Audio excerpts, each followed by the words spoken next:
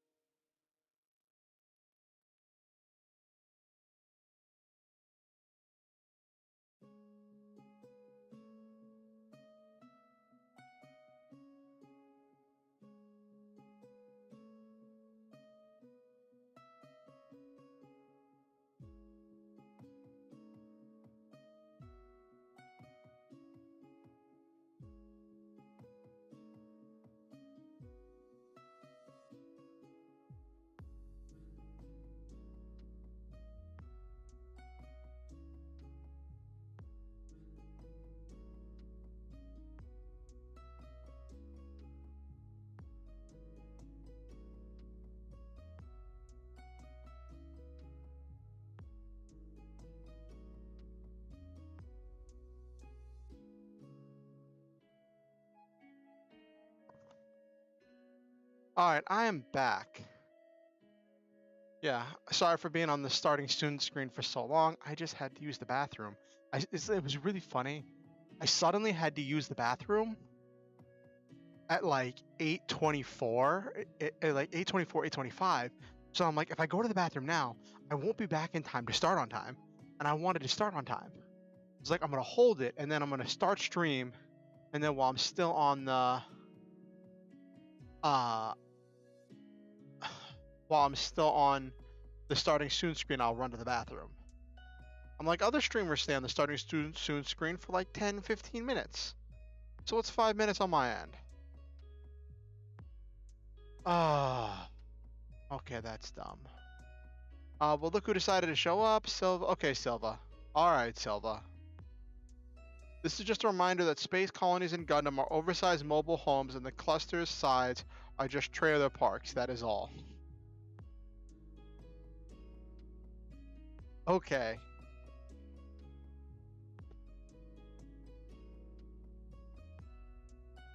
I mean, I guess like each colony has like is like an entire like country's worth of land.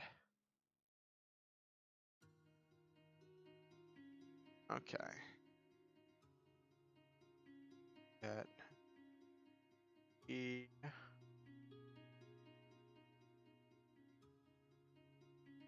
Oop, there we go. Okay, cool. So I just learned something really goofy. So today they had a Q&A thing with WotC, Wizards of the Coast. And it was originally to talk about like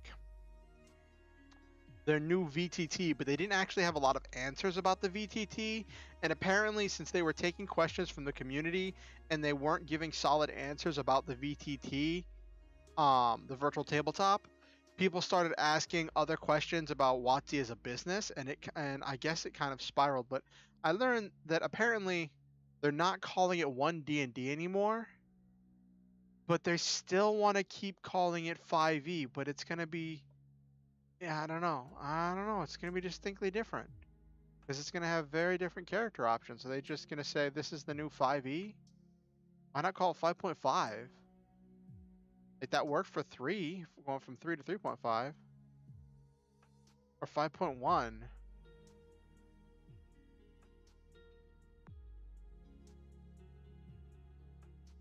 I just saw someone post about it on Twitter. I didn't see it myself. I just think that's kind of silly.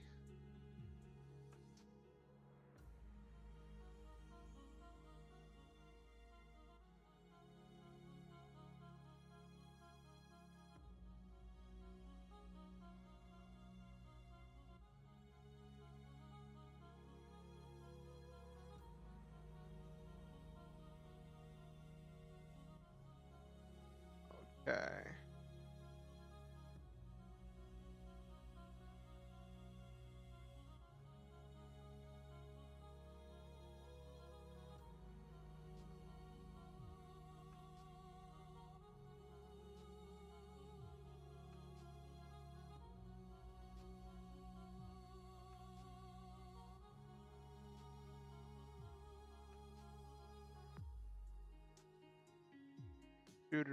Okay.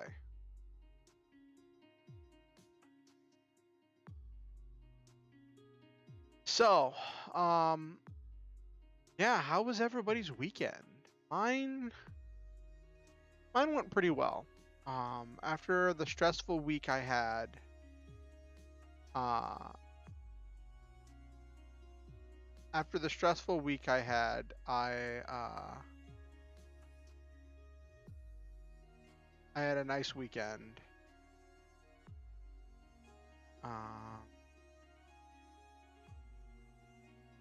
Oh, I'm sorry. Yeah, I remember you were venting to me about that on Saturday, about how they have so much, like they're asking you to do the work of multiple people.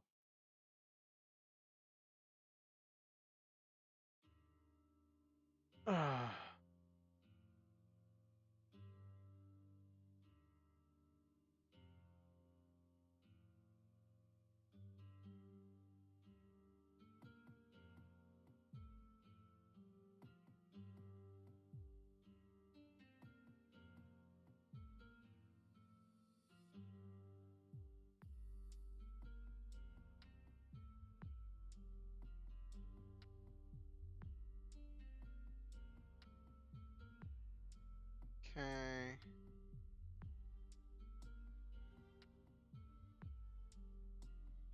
E- up, up, up, So,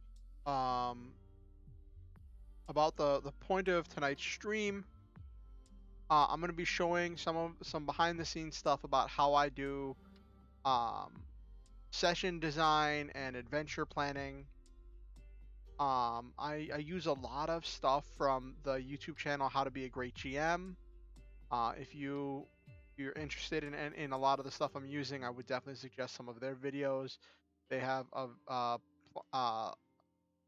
plethora of videos about a lot of this that goes into a lot more in depth. I'm going to be doing my own variation of stuff. And just going to be working on that.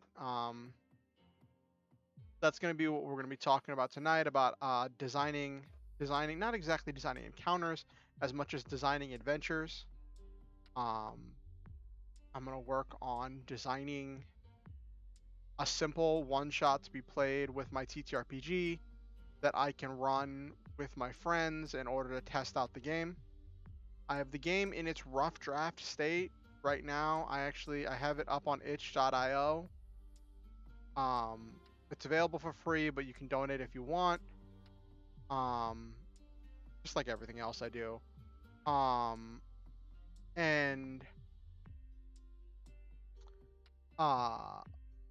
yeah, let me put a link to that so if anybody's interested, check that out.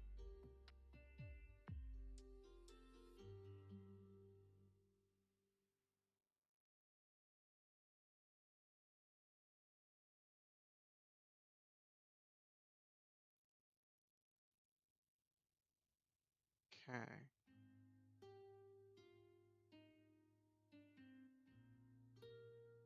There we go.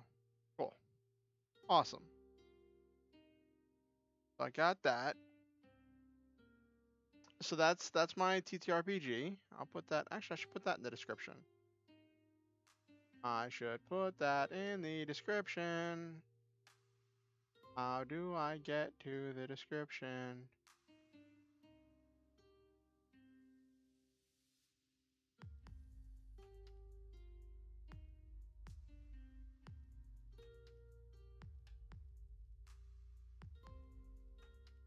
There we go. Found the button.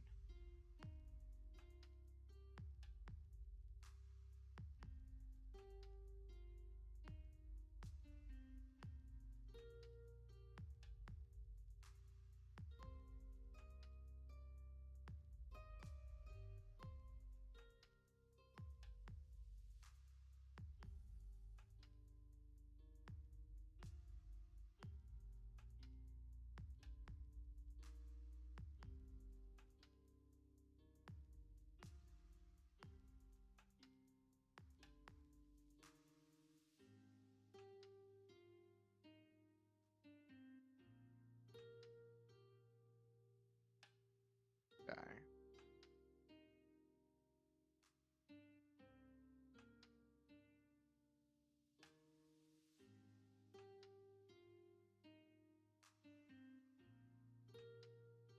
Okay. There we go. Cool. All right. Awesome. Outstanding. Set that. So now that's set for where you can find that.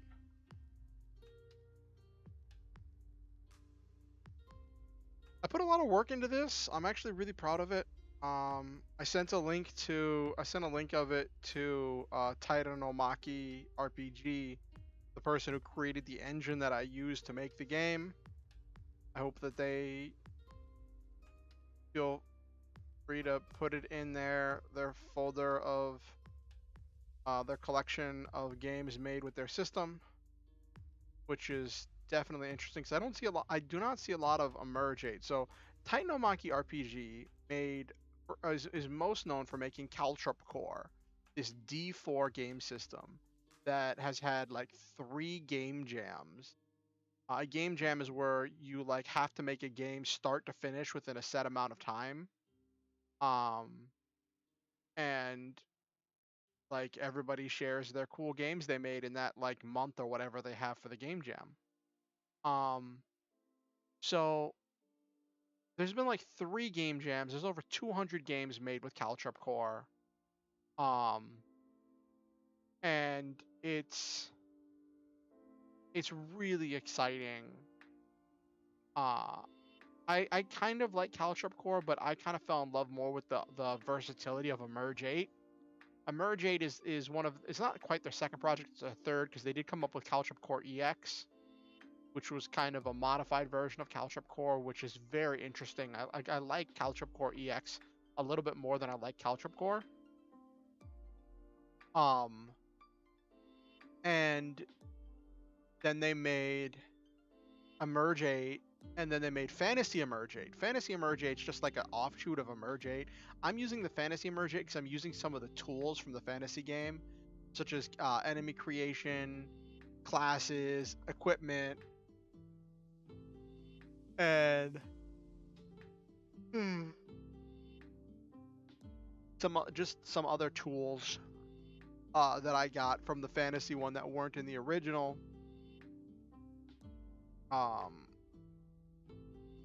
And I think that adds something to the game. Like, it's interesting, and I've been thinking a lot about like game design and what it's gonna be like for people playing the game, right? And when you have, so how the game is designed, right? You start at level 1. At level 1, you have all of your skills, and you have one trait from your class, but most of those traits are things that affect other things that you could do with the class. And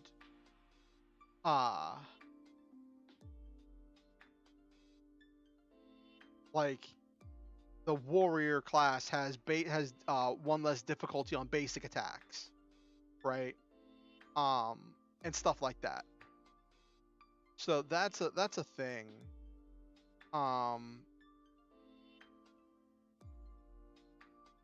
It's very interesting. And I'm interested because, like, with how it's designed, I said when you start your game, you should design your character, pick your ranks and your skills, pick your class, record all your starting stats, and then you should plan out your level 1 ability that you're going to get, because you're probably going to level up mid-session. With the leveling up system I designed, 8 failures means you level up. And I'm currently working with, I don't think I put the thing that you can only level up once per game. But I wanted there to be a dynamic leveling system where you could, because that's one of the things you see in a lot of shonen anime and in a lot of magical girl shows that I've seen, is where the character will unlock a new ability, unlock a new power mid-fight. Be mid-fight and a new thing just like clicks into place, or they dig deep and find some new power in the moment. And that's why I want the people to have their abilities or whatever they're doing for the next level planned out, so that way if they're mid-game they can just pop off. But I don't know if 8 failures is too few or too many. I'm worried that someone's going to just breeze through the leveling up system, which is one thing we're going to have to test and play test.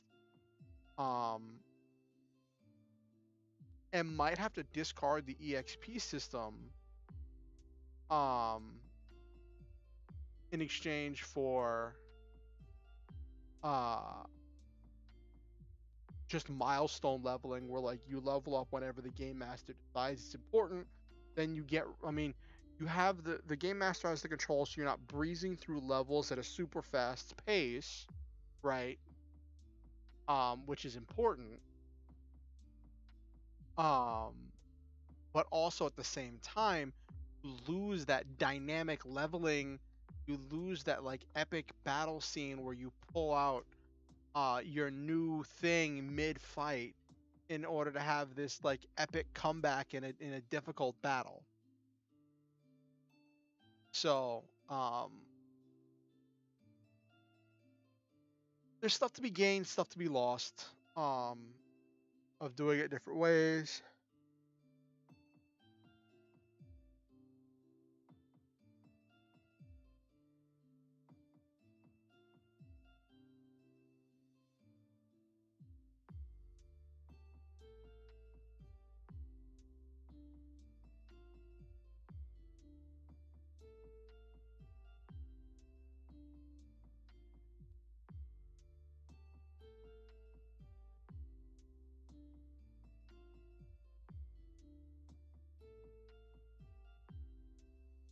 So that's a thing.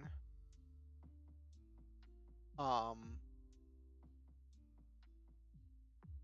so that's some of what we're going to be working on. I have some ideas of what we're going to be doing. Um, I made sure, for the sake of tonight, in order to have content of stuff to do, um, that that I didn't um I made sure that I didn't actually sit down and do any planning because I wanted to come into this fresh so I could do in the like on stream beginning to end all of the creation of whatever the adventure is going to be. So I have no idea. I have like a lot of this stuff is going to be uh just stuff that we work with one step at a time.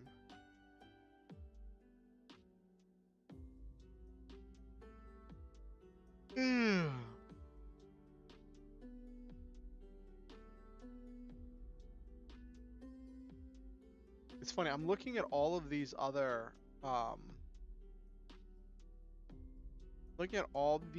games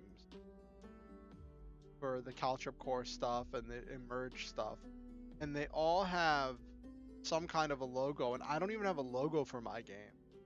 So, like, even if mine got shared with the other groups, no one's gonna see a logo for mine because it's still like I have to figure out how to put together something because there's no way I'm gonna be able to commission an artist for it, and I'm not artistically inclined.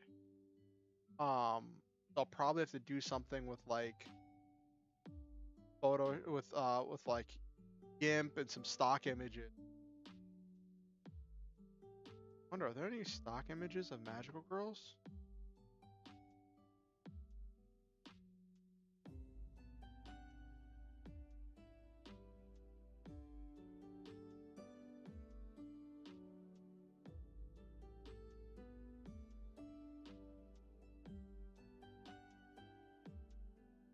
Yeah, I guess I could use a stock image.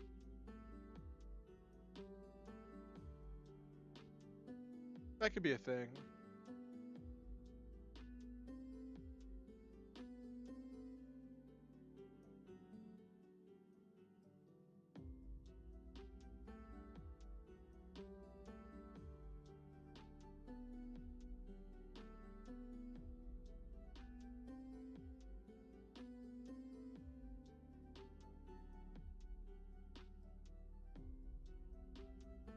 Yeah, I guess that's another thing I need to work on.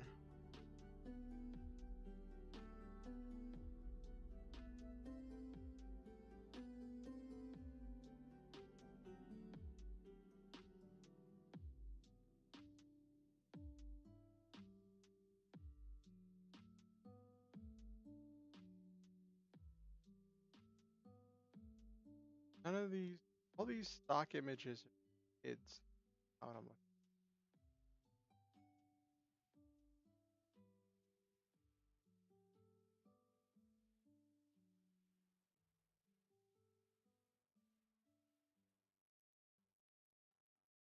Yeah.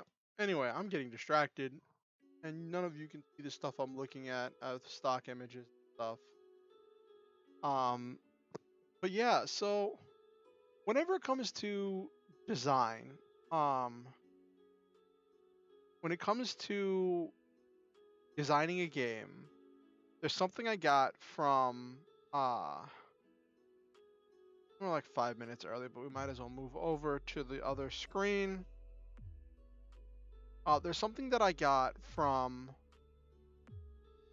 How to Be a Great GM that always sticks with me that's really important when it comes to adventure design.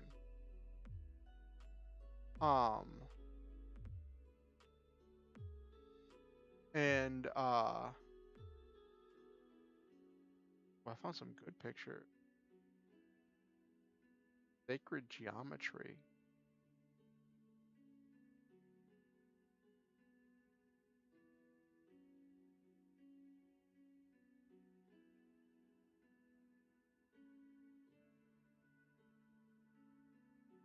That's more of like an alchemy kind of thing. But I guess alchemy could be used for magic, for a type of magical girl, an alchemical magical girl. Doo-doo-doo. Okay.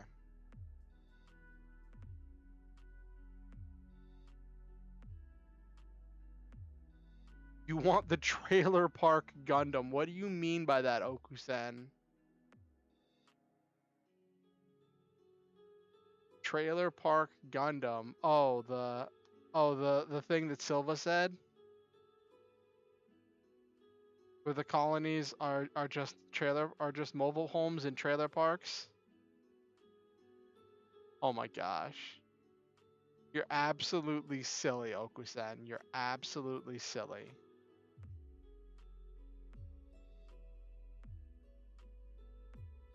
How are you doing, Okusen? I'm glad to see you. I know you just came back from a big trip.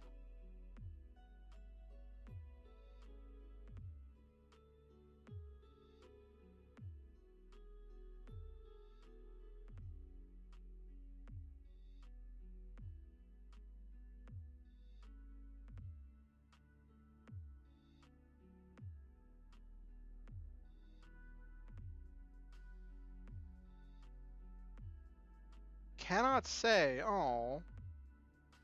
I'm sorry that you cannot say.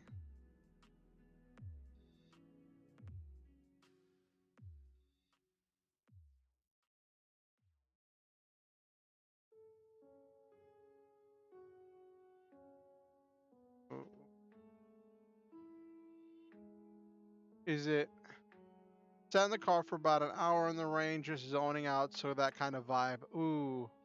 So was it okay? Important question. Important question. Was it one of those things where you were sitting in the car because you were just vibing? Or was it one of those things where you were like sitting in the car because you were so stressed out that you needed time to de-stress before you went inside because it was only going to get worse once you get inside?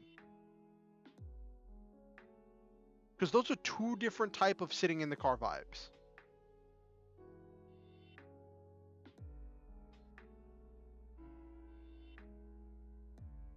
And feel free to tell me to mind my own beeswax. It was more of a decompression? Okay.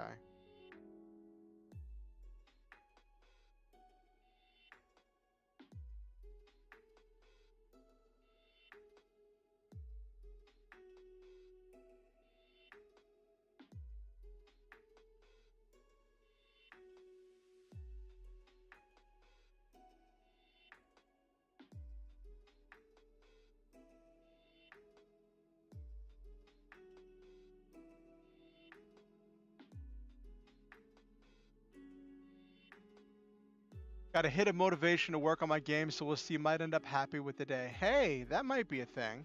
So today, we're not going to be so much working on making the game as much as I'm going to be talking a little bit about adventure design, and I'm going to be working on a possible one-shot I might use in the future.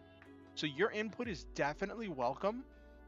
Um, gonna be working on, gonna be sharing some of the tips and tricks that I've picked up from my own experience as well as things I've learned from videos. A lot of the videos I've learned from are from the YouTube channel How to Be a Great GM. They are a wonderful resource and a great YouTube channel for learning about running games. And I always recommend them.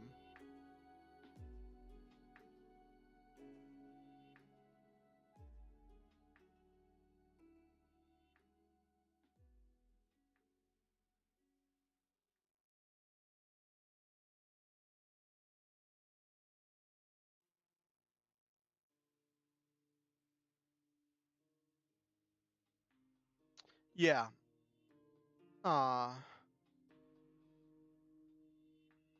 It's funny. I just started looking at stock images about like uh magical girl stuff. And then it got me looking at like stuff of like sacred geometry, looking at like different magical symbols and stuff. And some of them look really cool. Like I found some of these images for, because so the thing that I'm realizing is my game doesn't have a logo. It doesn't have a logo. It doesn't have an image. So I'm like, you know what? I could get like just a generic stock image, right, of some kind of a magic looking thing, and then put text over top of it in GIMP or something. And I think I could do that in order to have some kind of a logo.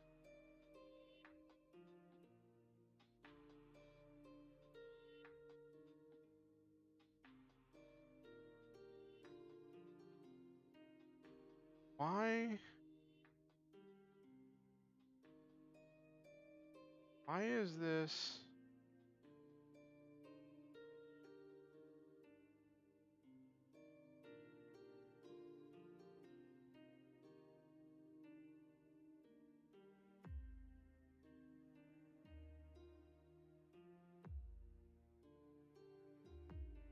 Yeah, so I've just been like looking for like generic magical girl stock image photos.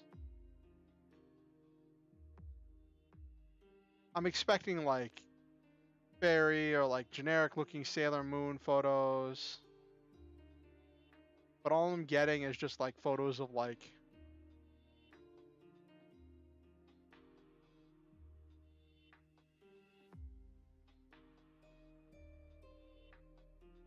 yeah, it's normally not like, it normally doesn't pay at most it'll pay lip service to some of the more arcane or occult things. Um like the most I've seen was like in Symphogear they referenced the ancient alchemy uh thing about the seven elements and the seven planets and all of that for the sake of their world. And I'm like, because I remember we were watching Symphogear and they're like the seven planets in alignment. I'm like, there's more than seven planets. And then it wasn't until I looked it up later. It was actually funny. I couldn't find it at first, but it wasn't until later that I found out that for alchemical references, hey Nabiru, um, as far as alchemy is concerned, they only acknowledge seven planets, which they attest to the seven alchemical metals, which is relevant for Symphogear because alchemy plays this huge part in Symphogear.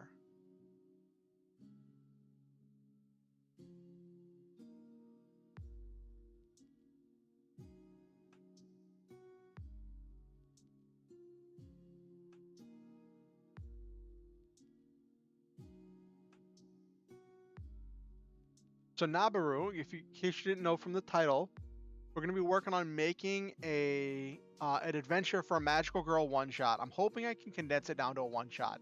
I have a nasty habit of like one shots. So like alchemy doesn't feature very heavily until season 2.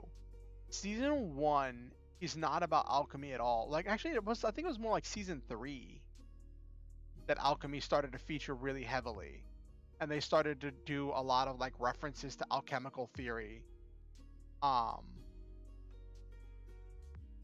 And But before that, it was not referenced at all. But by the end of the series, by the end of Symphogear, like they're making references to the 7 planets, the 7 metals, the seven singers, um, and like the whole thing for the big final climactic battle.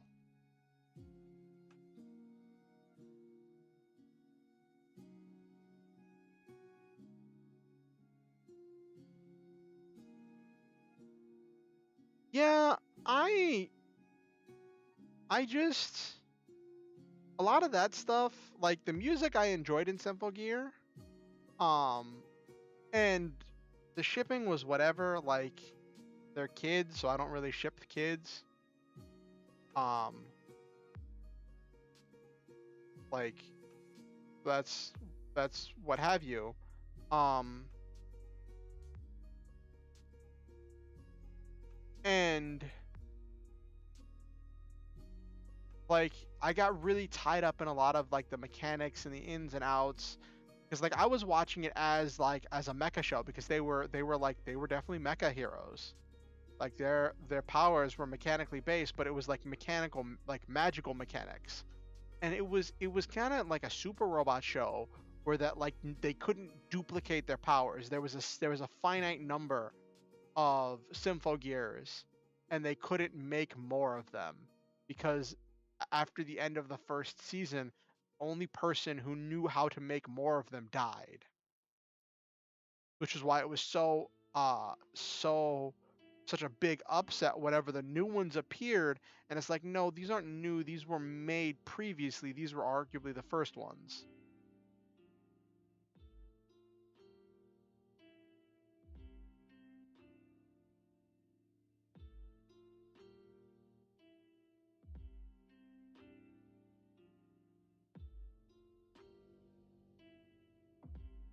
Yeah, the alternate Gungnir um was an interesting take. um but when you consider that like um their Symphogears were made out of uh pieces of the relics, that like it starts to make sense that of course you could make duplicates from one relic, and you would want to make it from one strong relic. And if Fine knew that Gungnir was the god killing lance, then of course you'd make a backup. Right. So they did a lot of conflating different myths and legends. Um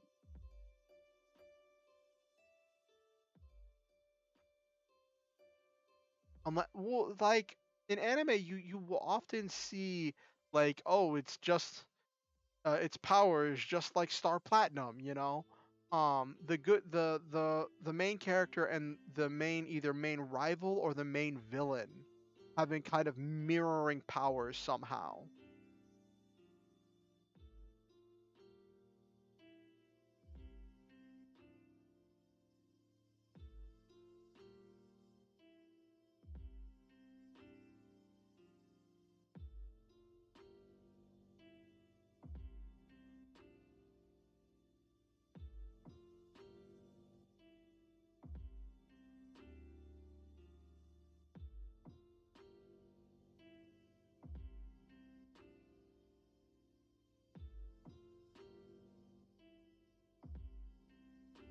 Yeah, exactly.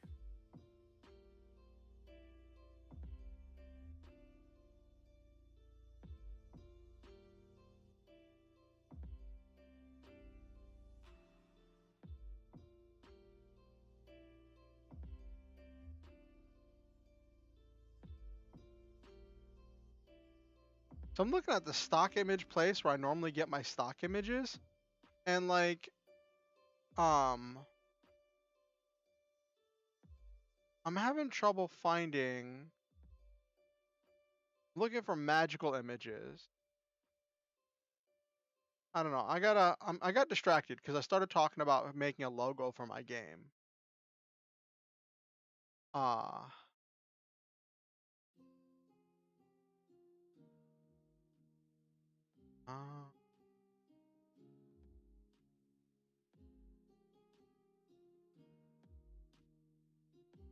That time I got isekai'd as a reincarnated magical girl. That okay.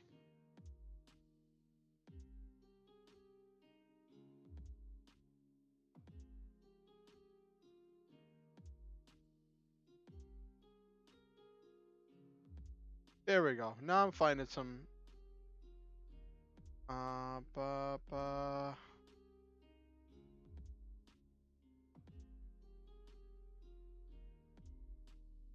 No, that's I'm thinking I want a magical mask because the whole idea is that they're secret. They're secret magical heroes.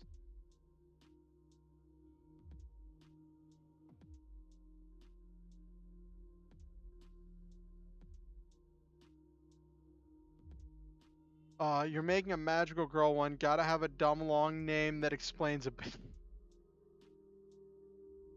Uh.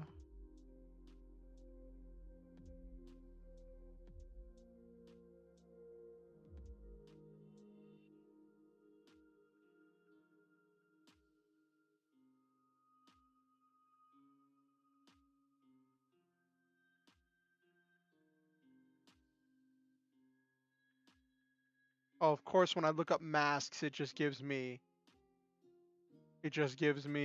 lots of stuff for uh COVID. All right. Let's get back on track here. I got distracted, and I never want to be spending time looking at things that you aren't looking at with all of you just looking at a blank screen. We're looking at just me. So I will work after stream. I'll work on getting a logo or an image or something. I might just like make a thing of like a background or something, like a blank color, and then like just text and stuff.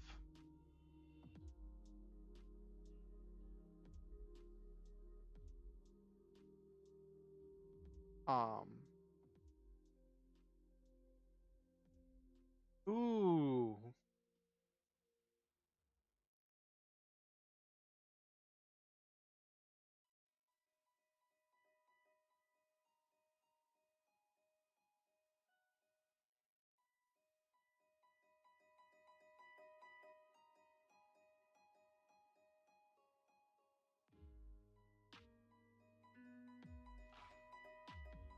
Oh, jeez. I got distracted again. All right, let's move on down. All right. Okay, so let's start with the notepad. We're gonna start with. Oh, let me get open office. Up here too.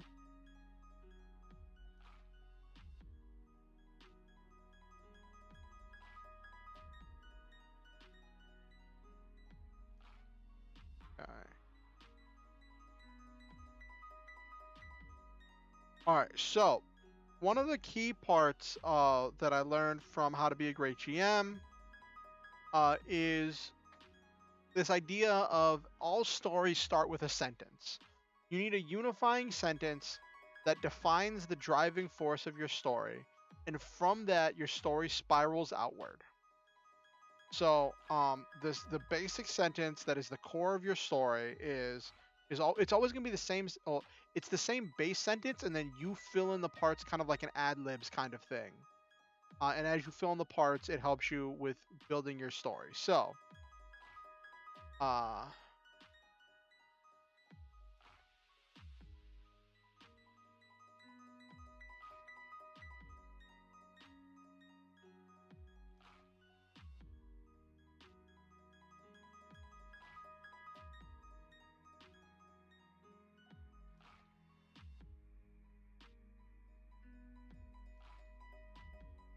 so this is the full sentence. Someone wants something badly by a certain time and is having trouble getting it with a certain method.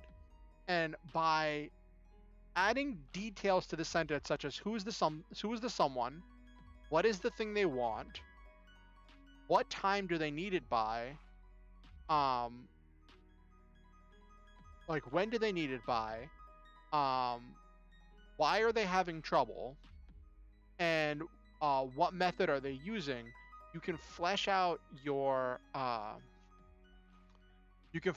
some of your villain, and because the person who wants something badly is going to be your primary villain, your antagonist. You can flesh out what your villain wants, and then after building what your villain wants, you can build your adventure around that in order to allow in order to create spaces for your players to affect the world and to affect the world and to affect the villain's plan, because you always want to make sure that player choice matters, that players having choices matter. Now there are different things I want to have in this session, right? I want to have a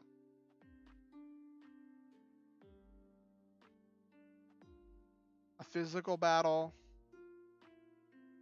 I want to have a social battle of some kind, which I'm still unsure about the social combat.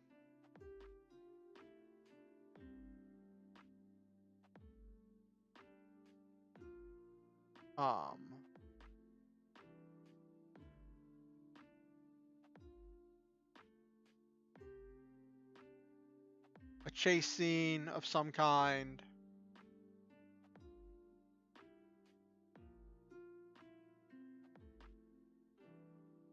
A level up.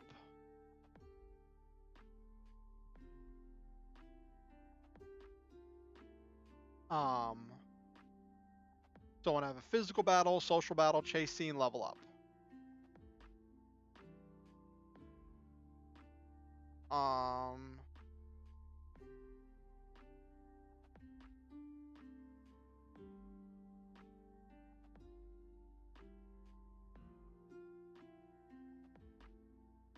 RP section to earn friendship die. What other mechanics do I want to explore here?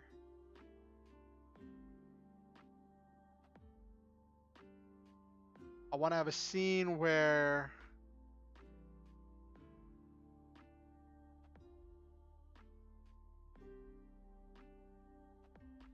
human form. Actually, I don't know if I define that in the thing, that in their human form they only have access to their non-magical traits. Now I have to go back and check that out. Hold on. Because that's actually a really important thing. Let me check that out.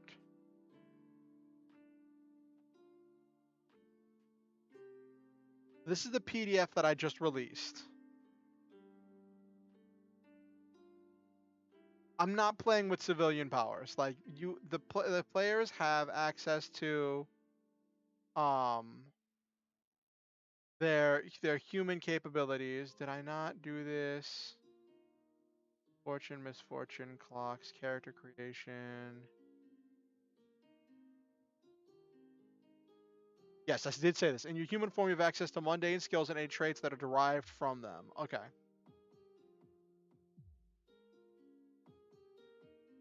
Yeah. So they just have their mundane skills.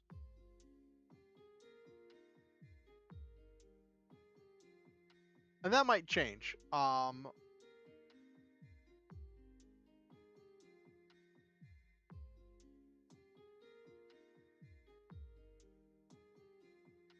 So I want a scene where the players get caught in human form.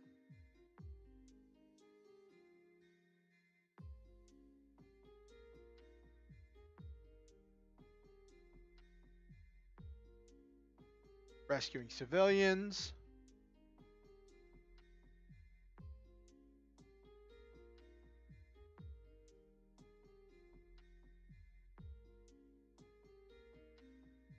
Fighting a boss.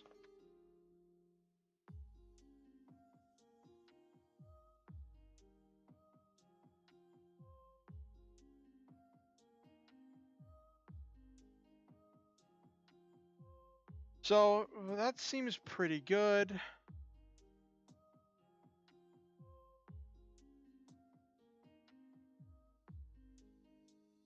Physical battle, social battle, chase scene, level up. RP section to earn a friendship die.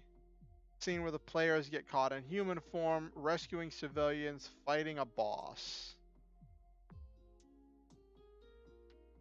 Okay.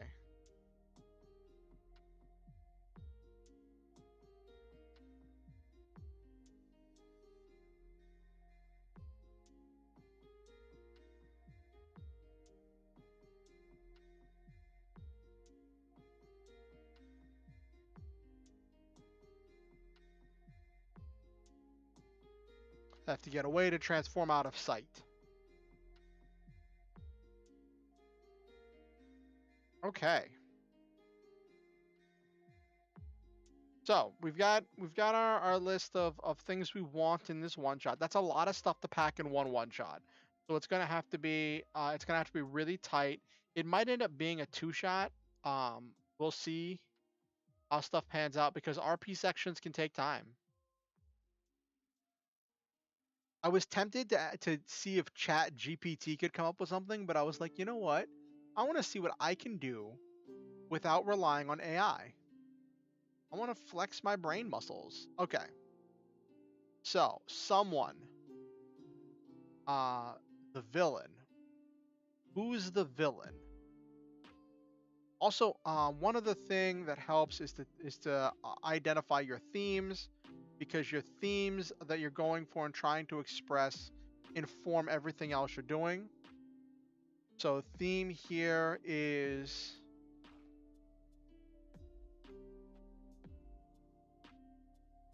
friends are a source of power.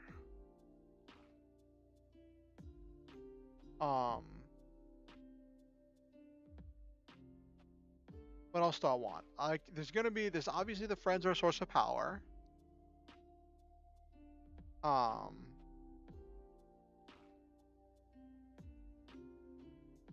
What other themes do I want to really express in this one shot? Well, let's think. We've got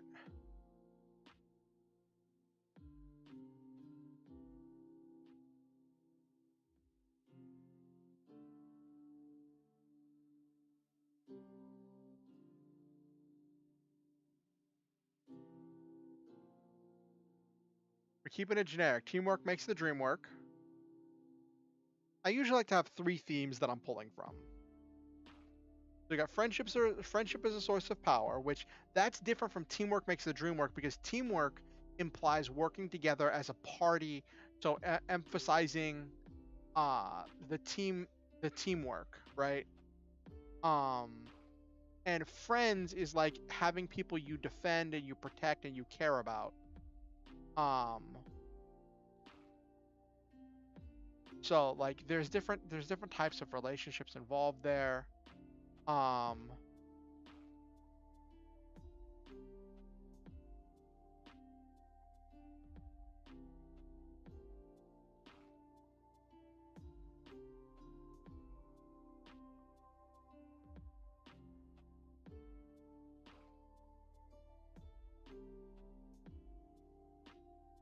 Words carry weight and matter. The idea that your words matter for the social battle theme of it. Okay, so we've got our basic themes. Words carry weight. It's not just all about fighting. There's going to be some kind of a social struggle.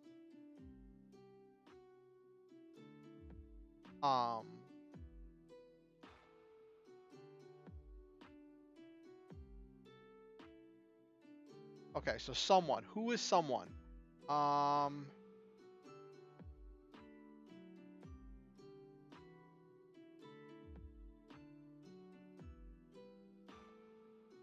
Ooh, villain can be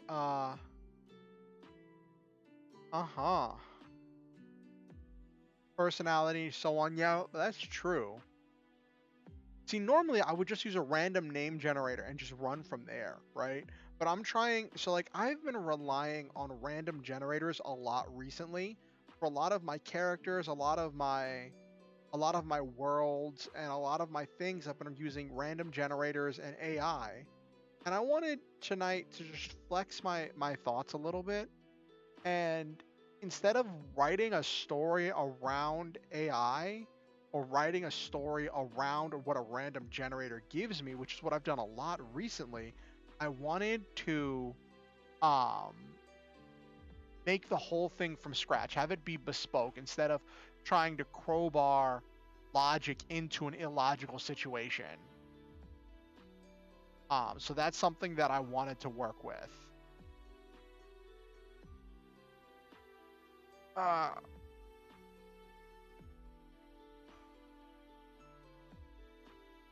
Ooh, we could subvert expectations here. Make We could subvert expectations. Make the make the villain a princess of light. Make the villain an angelic princess.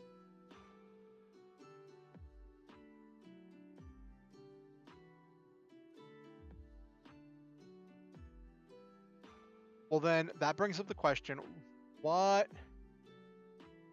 Why would an angelic princess be the villain? Which we will resolve that later. Um, how does that tie into our themes? Um, oh, I'm sure you got something, Nabaru. So angelic princess, um, who's trying to drive them apart. So the villain a lot of times should be the antithesis or the opposite of the theme, or like trying to define the theme. So, uh,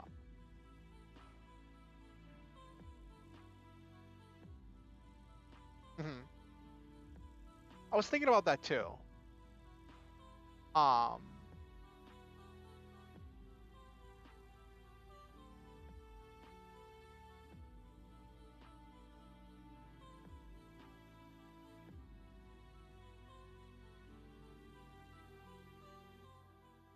oh, okay.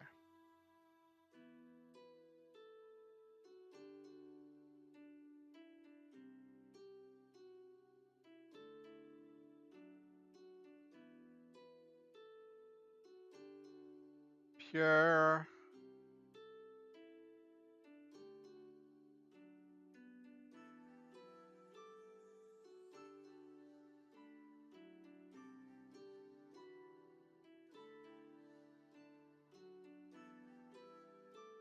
Angelic princess who's obsessed with making things pure by eradicating everything she doesn't approve of. Ooh.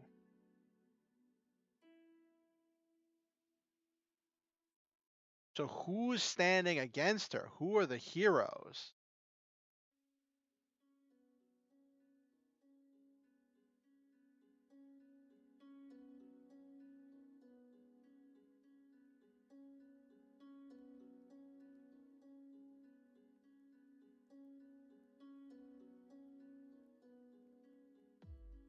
Uh,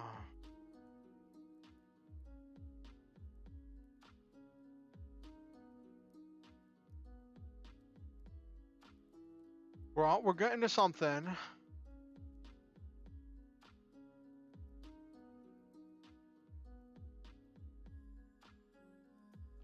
Darker magic, or simply believe that not all demons are bad. I'm working on something on that theme, Nabiru.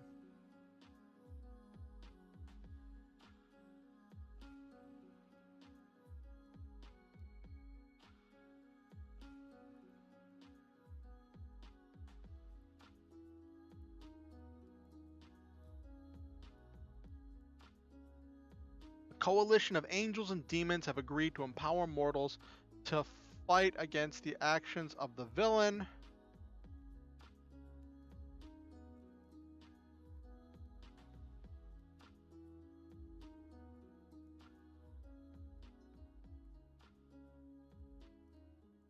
Or both sides.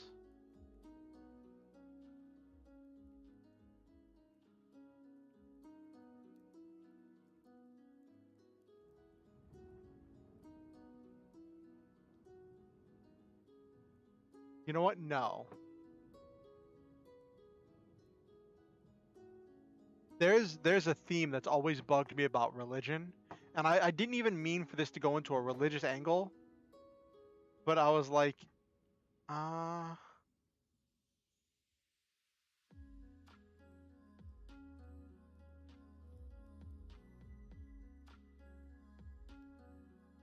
a coalition of angels and reformed demons, because it always bugged me, right? Like someone said this one time, and it constantly bugged me that in uh in Christian lore, we always hear about fallen angels, but we never hear about redeemed demons. About reformed or redeemed demons.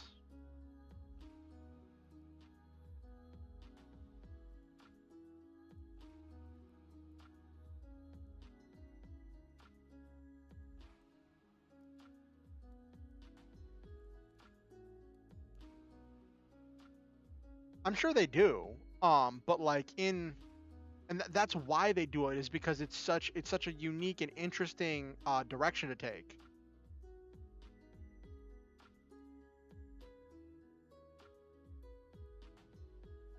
Yeah.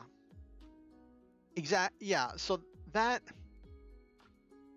which that bugs me about Christian lore, because like it when you break it down, it's about forgiveness. Or at least it's supposed to be about forgiveness, right? Um so this idea that once you squander your first chance and give up this purity, that you uh can never go back up, it bugs me, because I feel like it's hypocritical. Okay.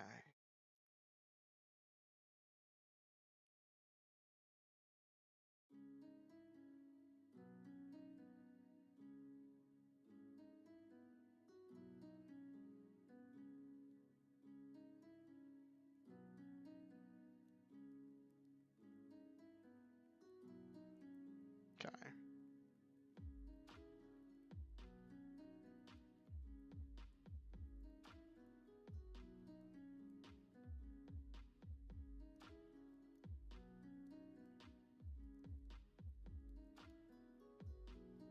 Yeah, I guess. I guess, Okusen. Like I see your logic. But I see your logic, and I see um where that has been referenced and expressed as kind of a workaround as of that weird caveat, but I don't like it.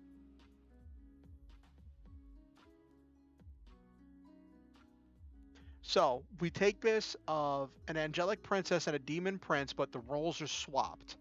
Normally, it's the angelic princess empowering the heroes to stop the demon prince, right? But now the roles are swapped, where it's the demon prince who is empowering the heroes to stop the angelic princess.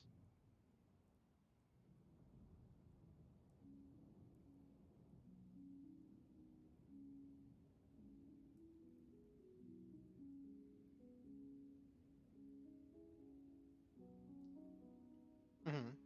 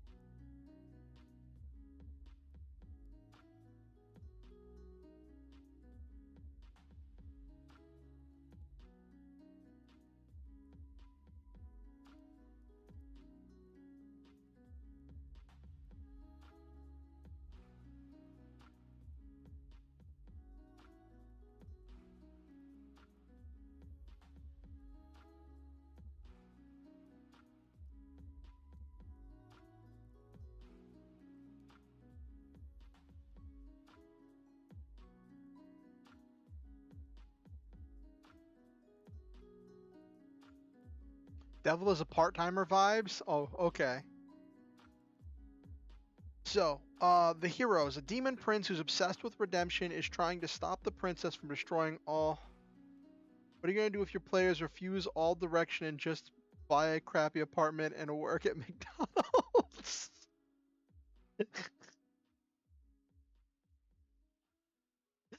uh, well, so there's a few ways. Like, okay, I realize you meant that as a meme referring to um Devil is a part-timer, right? Which I haven't seen before, but I realize you're making that meme. But there's also there's a few ways to respond to that, right? Um, so the simplest and most generic way to deal with it, and arguably the least creative, is to simply have the princess know who the heroes are and uh uh send her angelic monstrosities after them at McDonald's. So then they end up fighting at the McDonald's or having to protect the people at the McDonald's. Right?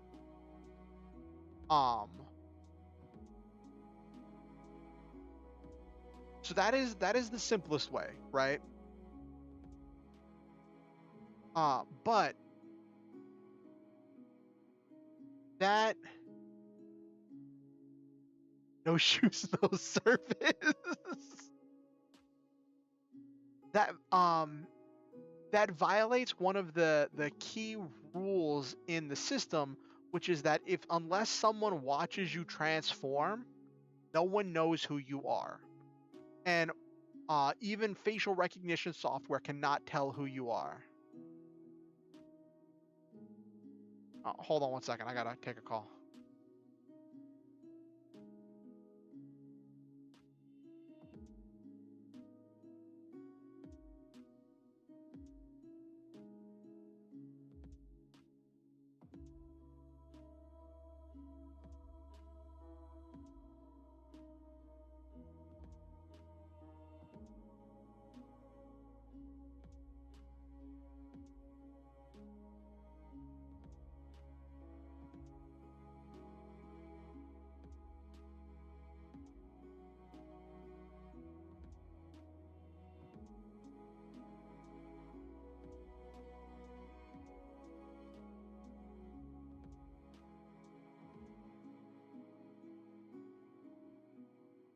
I'm back. My roommate wanted to ask if I'm going to use the vegetables that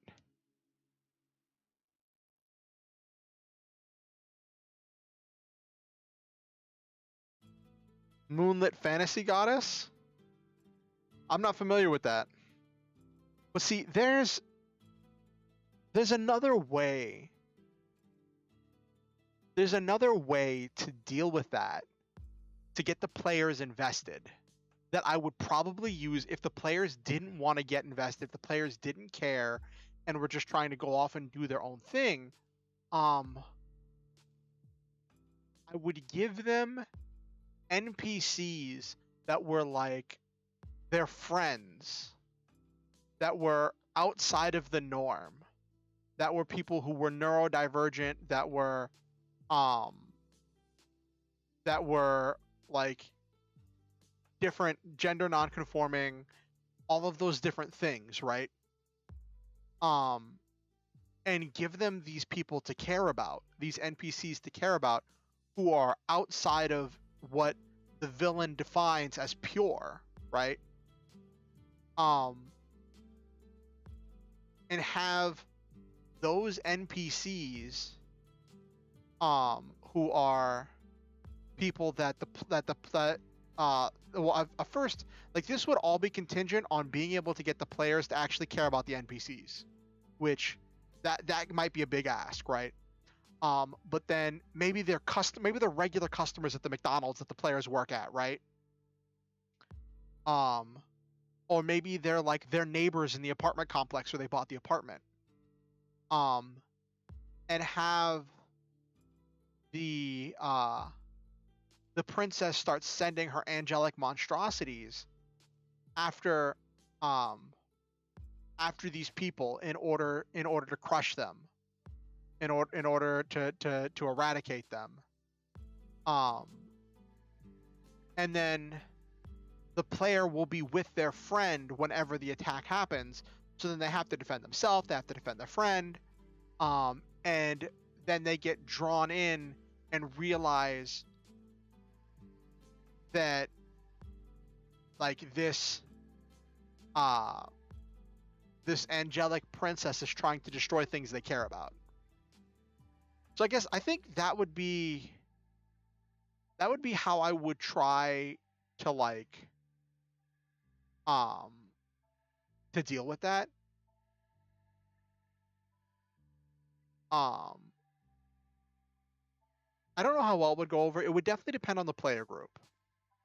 Like if I had a player group that was willing to abandon all direction and completely abandon the adventure to go off and work in a McDonald's and run in a and get an apartment, like if things are going off the rail that hard, especially in a playtest game,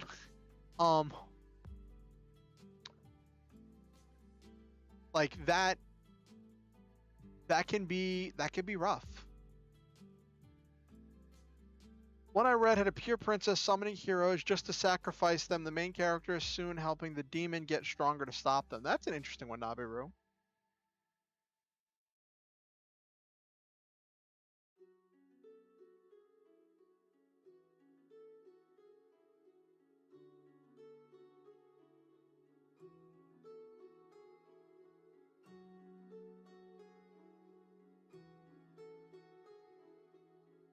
But the princess royals are awful. The main character has to deal with the aftermath. Quite fun. Well, like in this case, right, the hero is a demon prince, so he is still royalty. So it's not like I'm not doing the whole royalty is evil. I'm doing the whole like any idea taken to its extreme is going to slide into evil territory.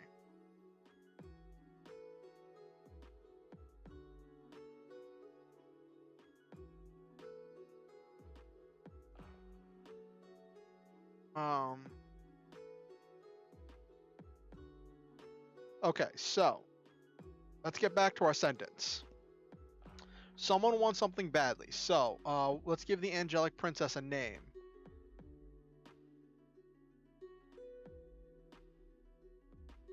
Let's go with names.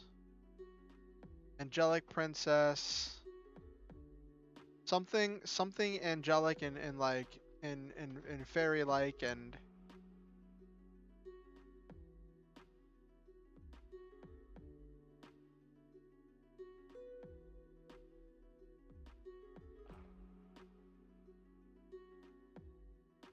Princess Lilypad.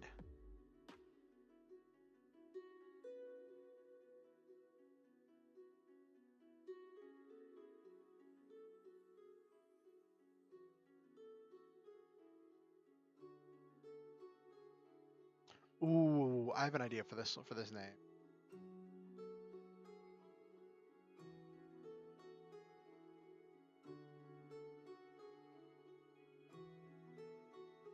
Prince Torture.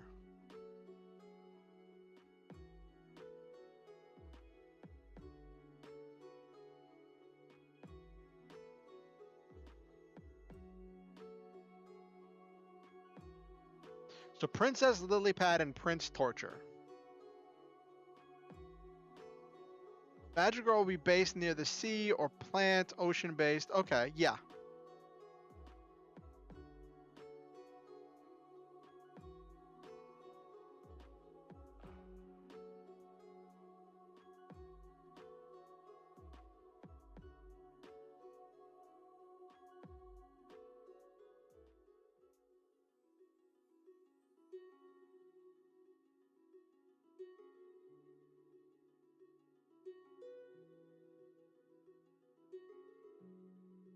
Yeah, something like that.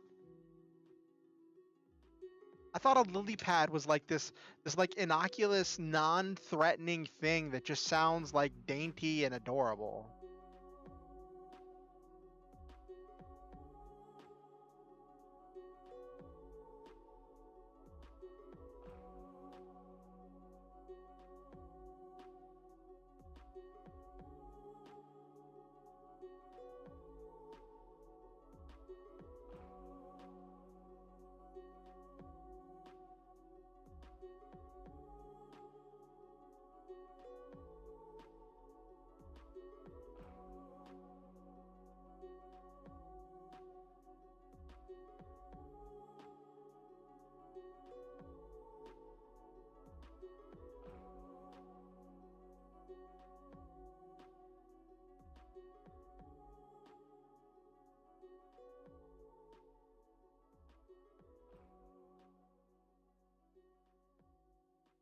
Usually corny, simple names that scream, I'm evil.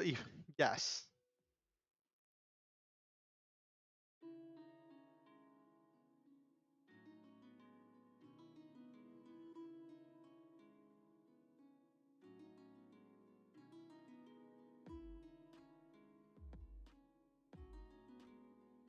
Okay.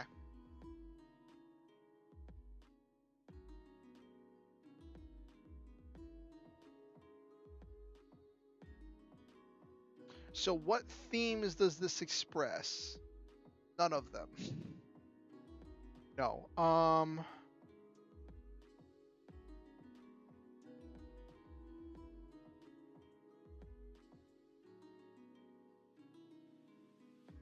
So what theme does this princess want? Does this express? So we're going with alignment of planets because that is like no, not alignment of planets. Everybody does alignment of planets. Um what's that thing called? Where the sun gets blocked out? Oh my gosh, I'm blanking right now. What's it called when the sun gets blocked out?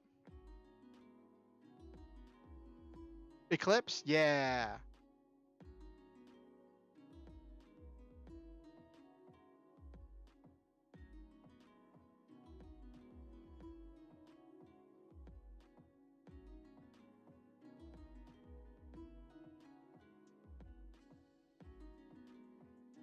We're gonna call it the red eclipse.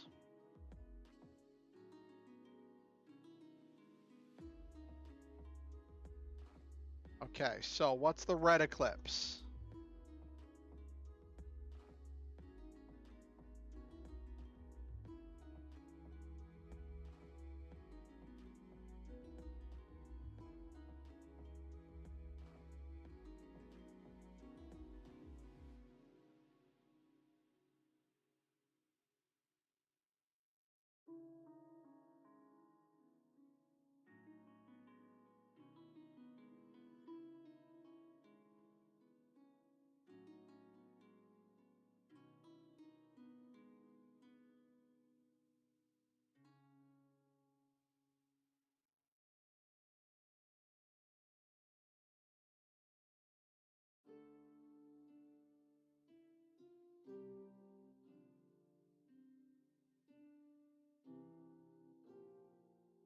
Solar eclipse is when the sun gets blocked out.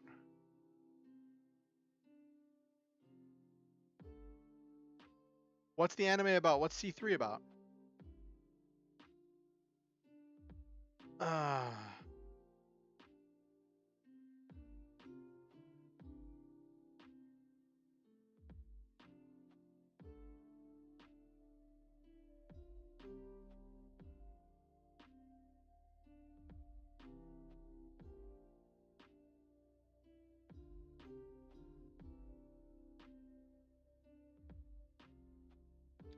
main character is personification of all torture devices throughout history, but she herself is not evil. Uh, that's a sentence.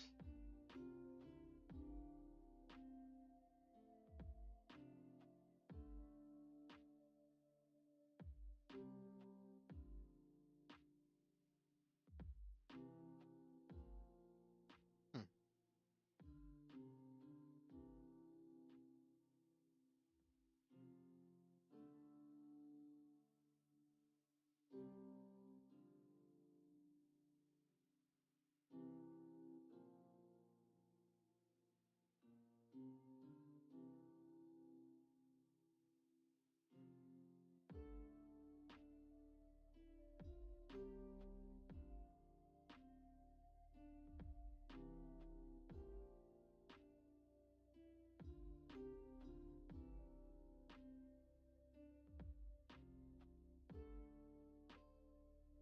Sun gets blocked by the moon turns red.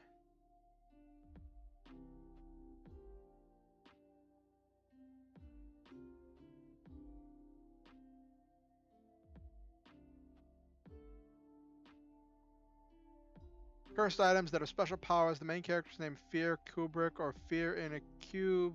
The most deadly cursed item taken human form. Okay.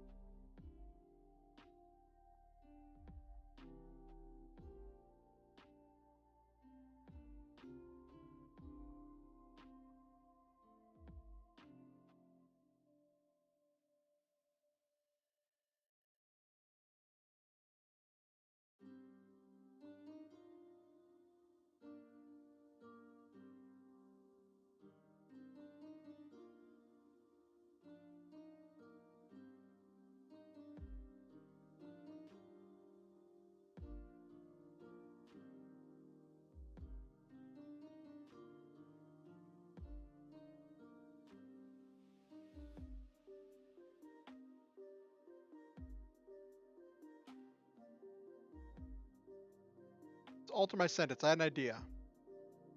So what's her certain method? What is her certain method? So I wanted her to have the angelic monstrosities.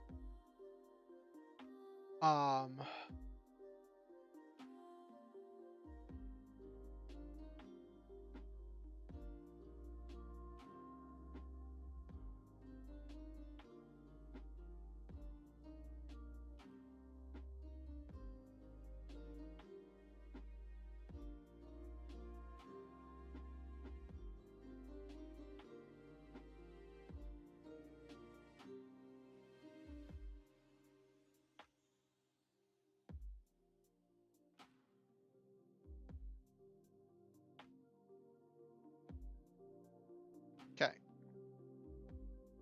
She can only physically manifest a few of them at a time, which is why so she's trying to use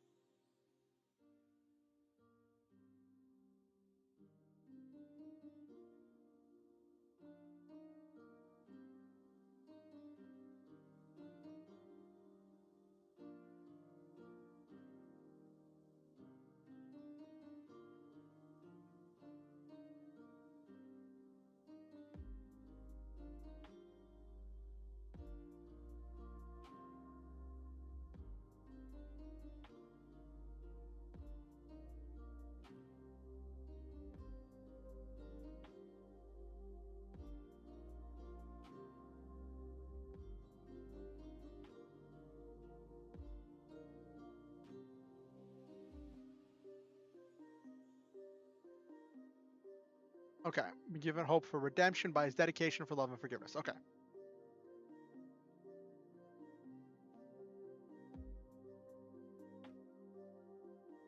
But what if it's not just angelic monstrosities?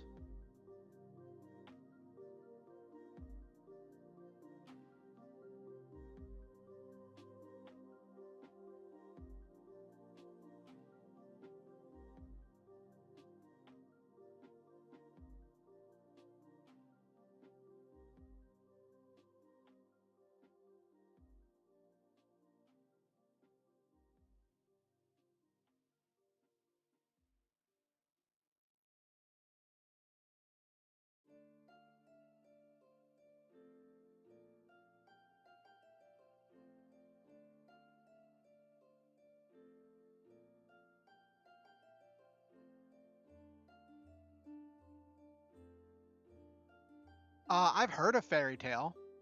That's that anime, right? That had really bad animation for like its second season onward.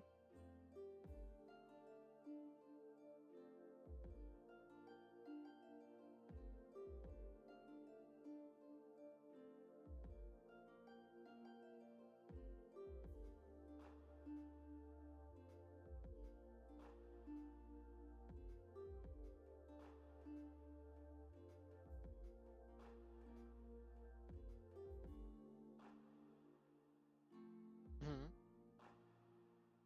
Well, this is like I'm trying to design a one shot, which I'm kind of worried that this is spiraling into something a bit more complicated than a one shot. Fairy Tale Angels. Okay.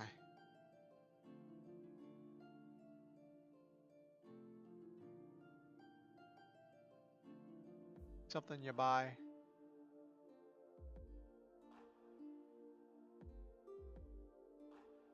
Oh, they look weird.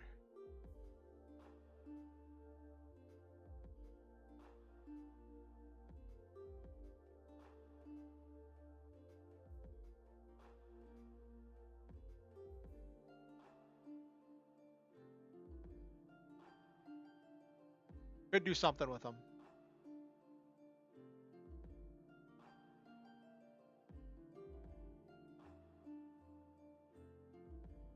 Yeah, so did I kind of. Well, not really. Like, so like I'm trying to make.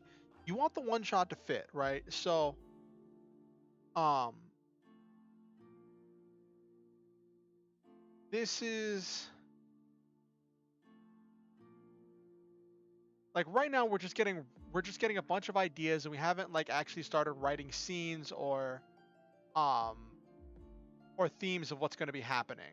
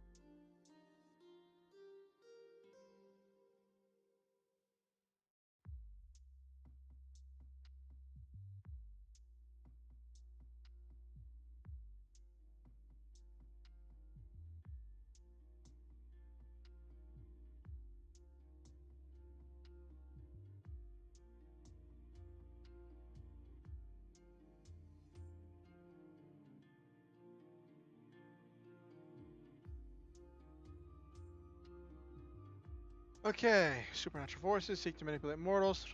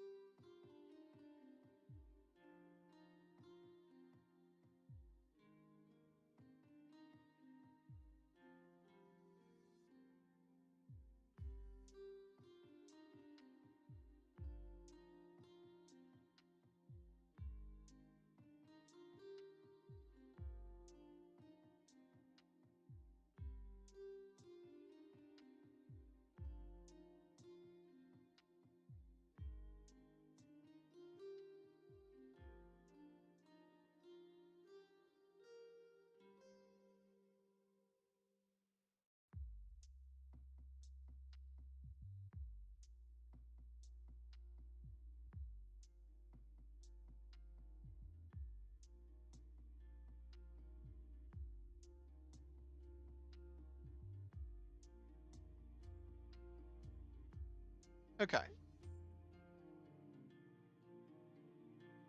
that leads into the teamwork makes the dream work, as the idea that there are other people who are being empowered uh by Prince Torture. Um,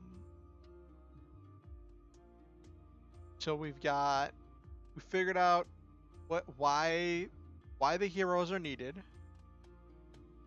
Um, who the villain is, what she wants.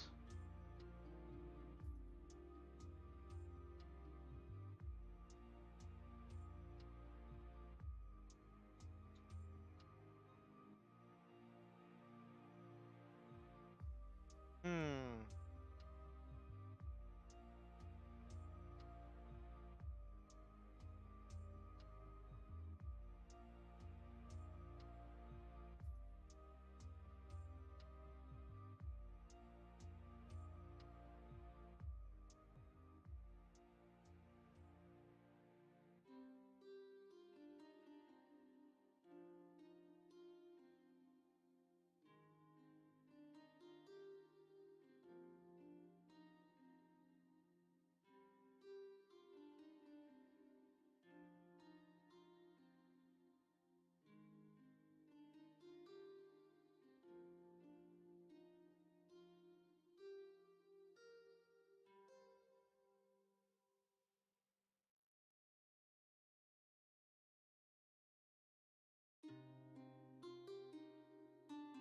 Okay.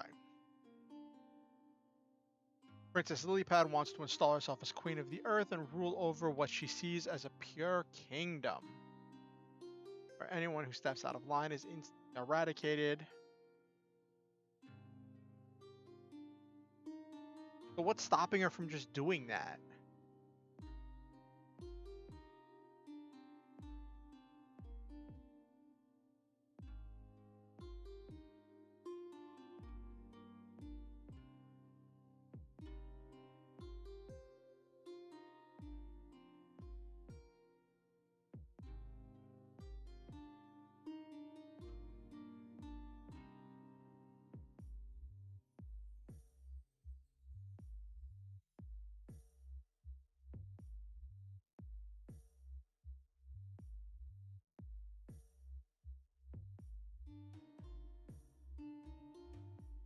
Lower the chance of resistance. Okay.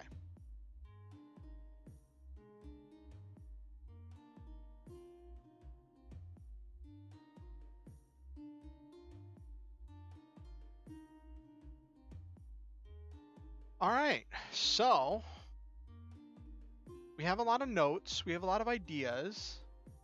So now let's boil this down into an actual outline of what we can use for a one shot.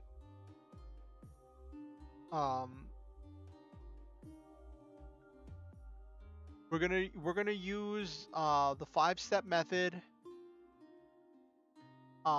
We're not gonna have the heroes like overthrowing Princess Lilypad, um, because that would be like the culmination of a campaign. But we're gonna have just an introductory adventure that deals with them resolving an issue and uh, stopping a monster. So that's what we're gonna start with.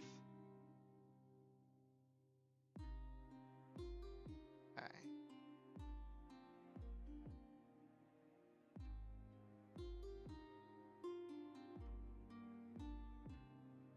All right.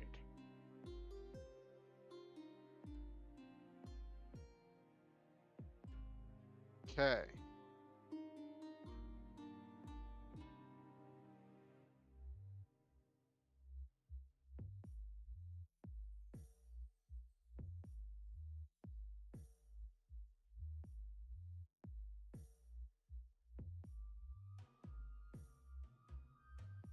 All right. Have a good night, Nabiru. It was good having you.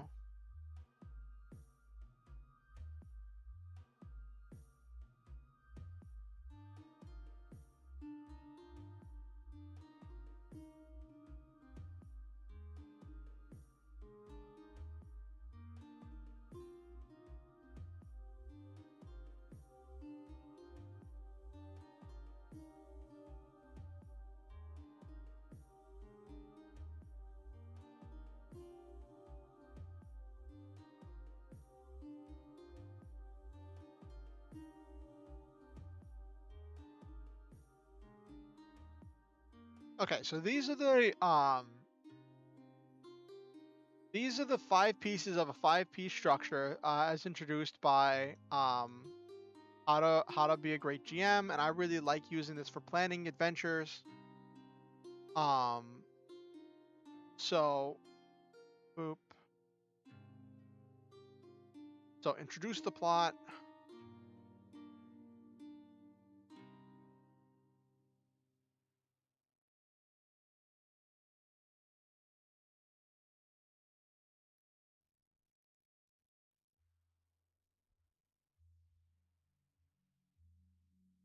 Actually, we'll start in the middle of the action.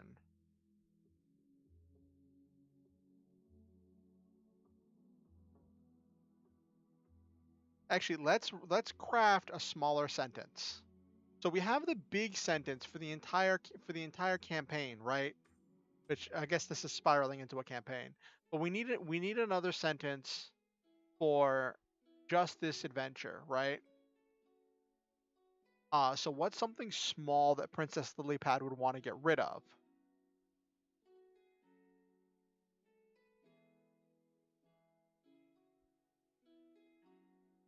Did I misspell Lilypad? Is Lilypad really 2 words? Hold on.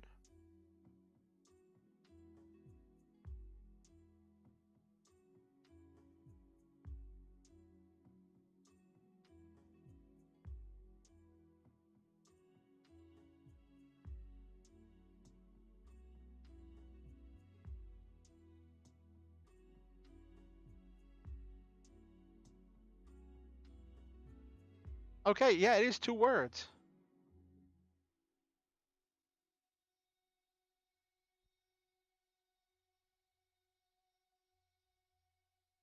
I think for the sake of it being a name, though, um,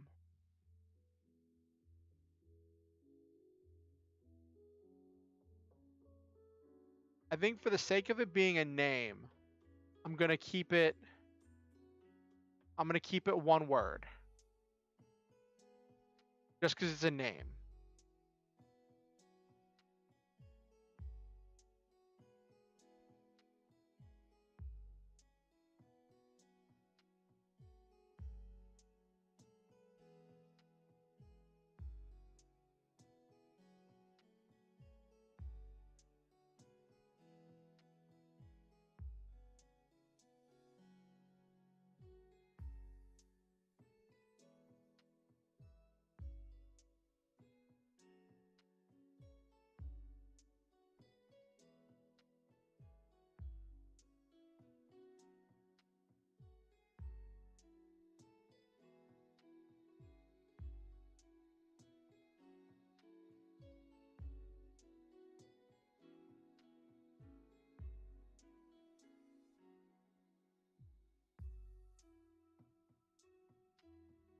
Did I misspell monstrosities?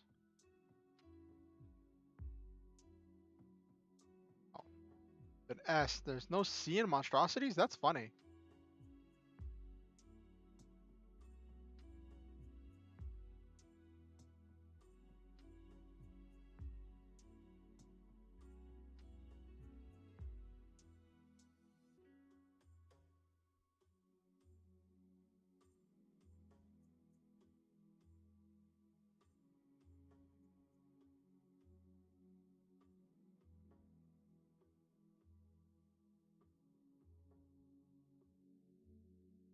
Okay.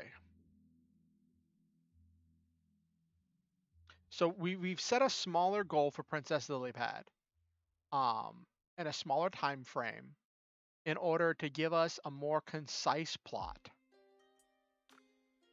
And one of the things Princess Lilypad wants to destroy is a homeless community. Like a tent city. The kind of people that like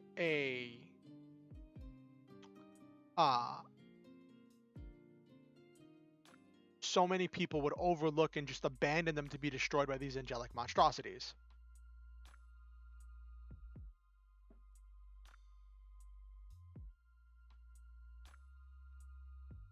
Ah.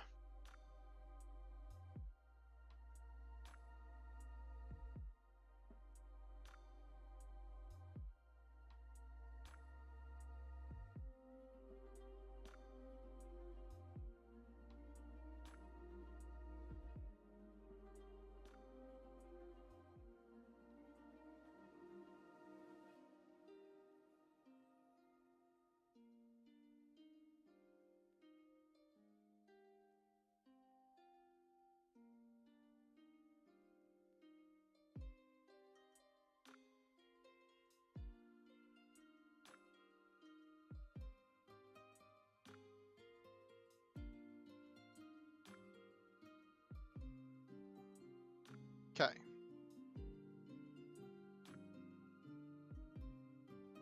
Go find the plot.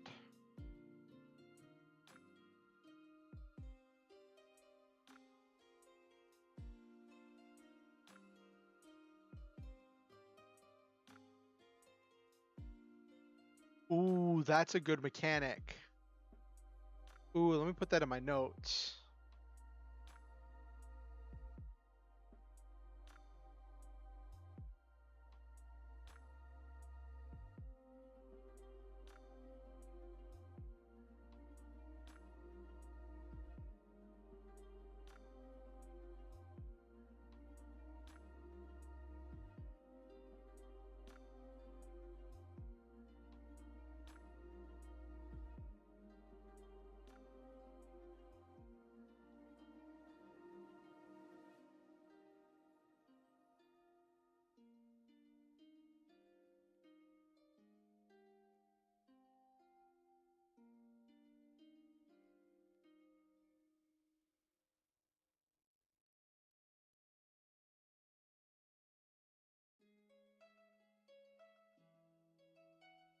Sacred symbol. Okay, so what I'm working on, because I need a thing for the players to do in order to resolve the problem.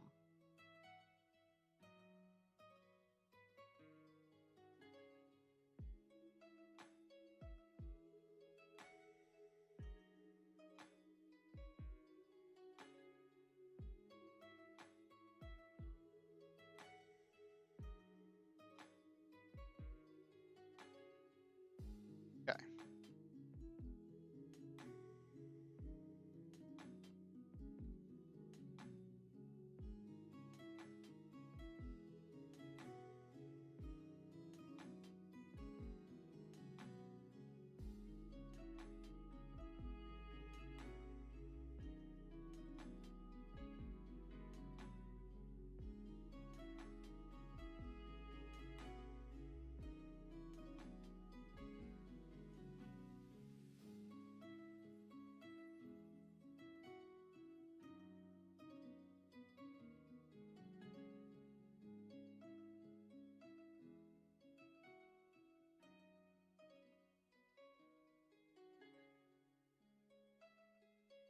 Okay.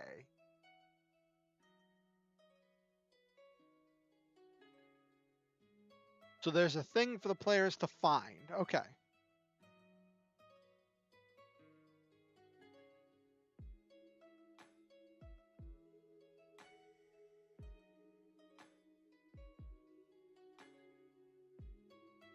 Ooh.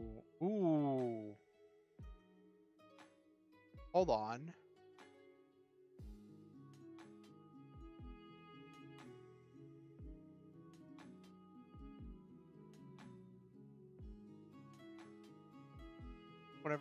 What if we expand this instead of saying not just supernatural beings, but supernatural power?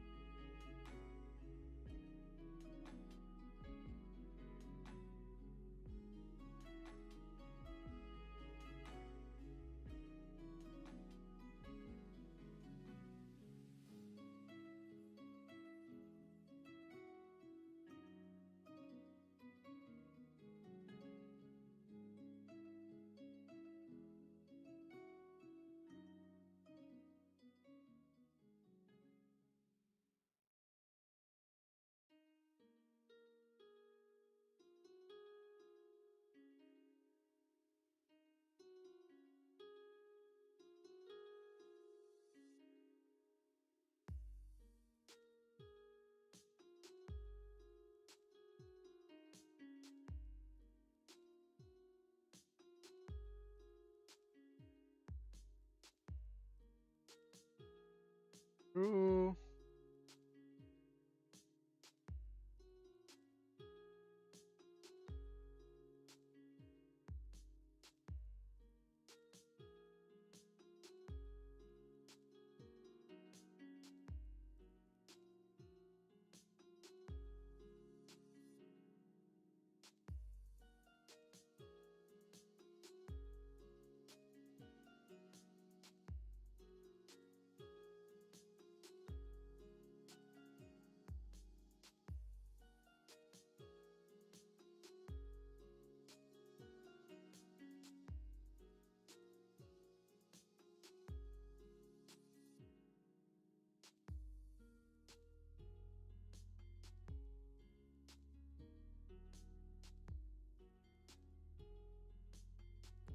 Okay, so I'm working on an idea because I need something. This is another thing when it comes to adventure design. You design things as you need them. You build things as you need them. And in this instance, I need a thing, I need a MacGuffin for the players to be looking for in order to stop the attacks.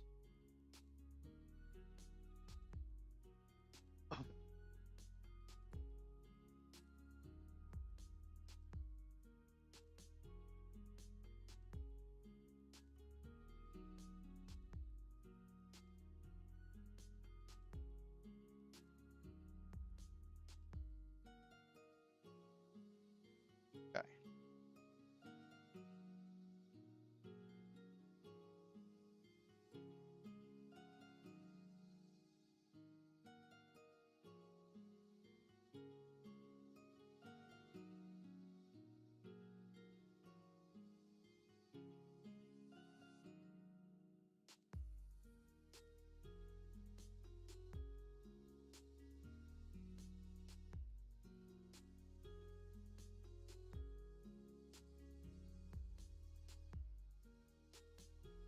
Okay.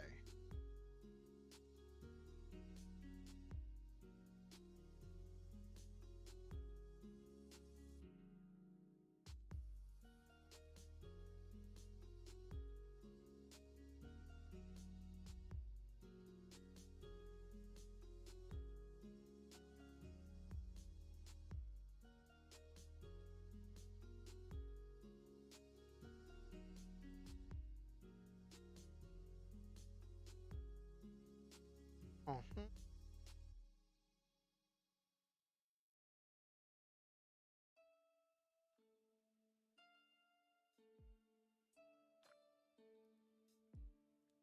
All right. So what I've decided.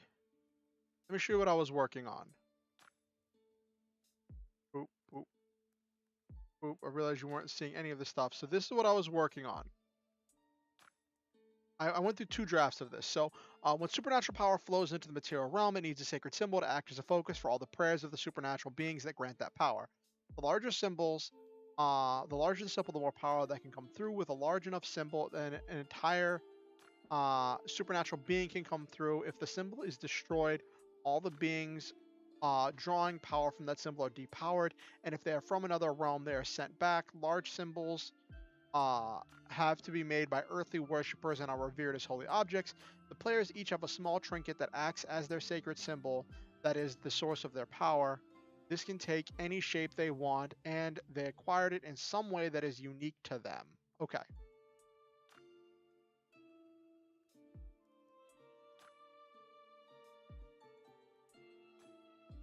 Okay.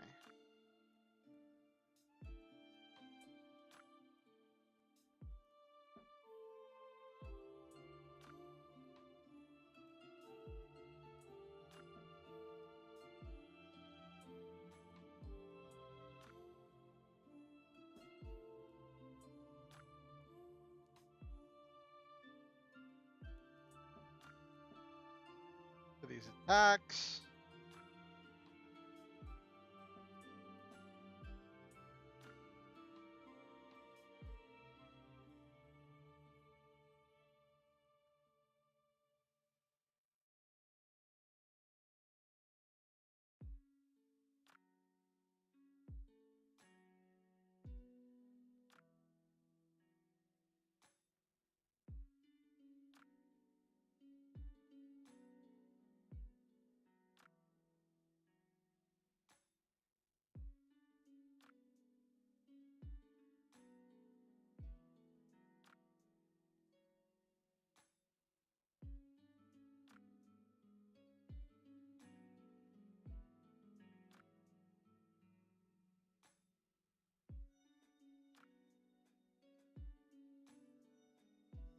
Okay, and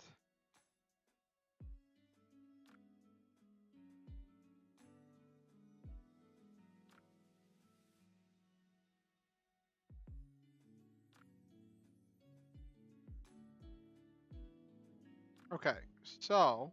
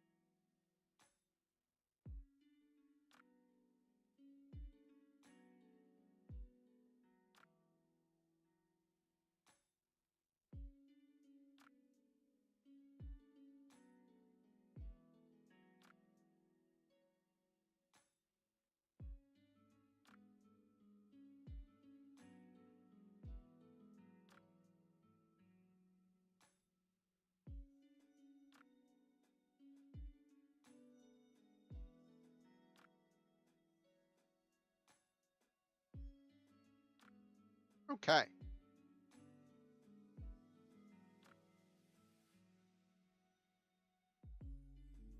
All right, so this is a rough outline for a session.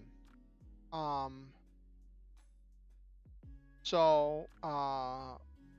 you introduce the players mid-combat, so they get to be fighting stuff in the middle of it all. Um,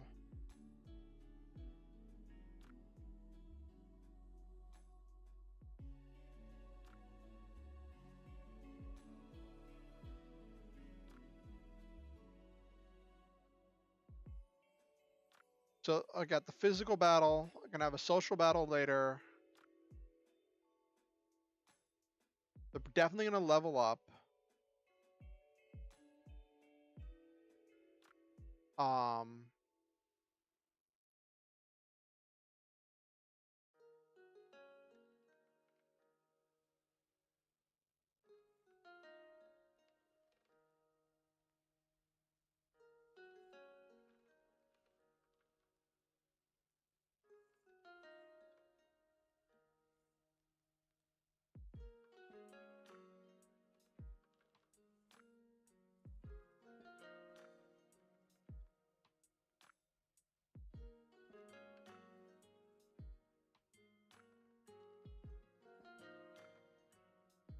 okay.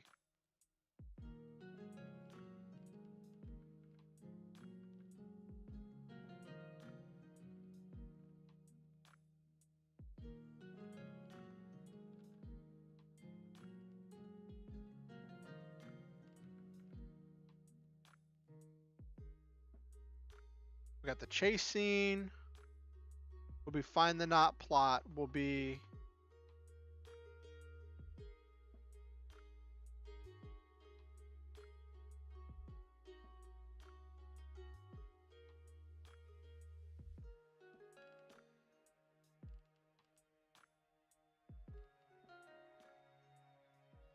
so we have okay. So that gives us the chase scene.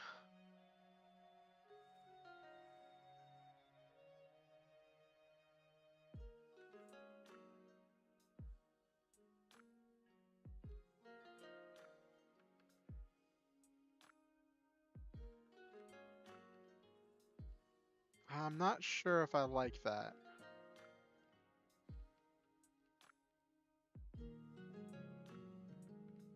I'm not sure if I like this because I want this to be the RP time.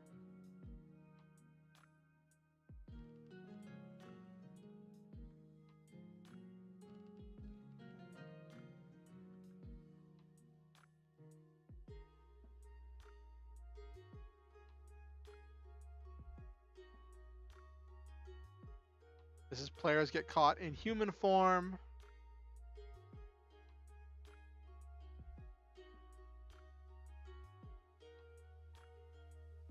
Hmm.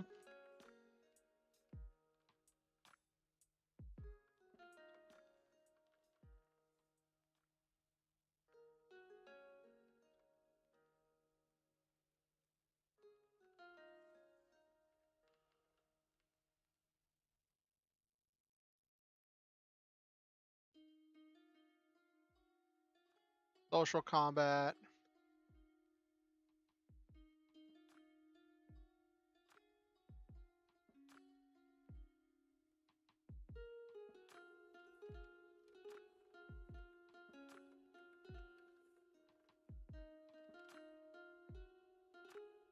I don't think I'll be able to squeeze in rescuing civilian. I like having 2 physical battles, where you have one against some grunts and one against a boss in order to lean into, in order to really feel out the fighting mechanics and see what it looks like post level up. Because you hope that by the time they get to kill plot and win, they will have leveled up to level 2.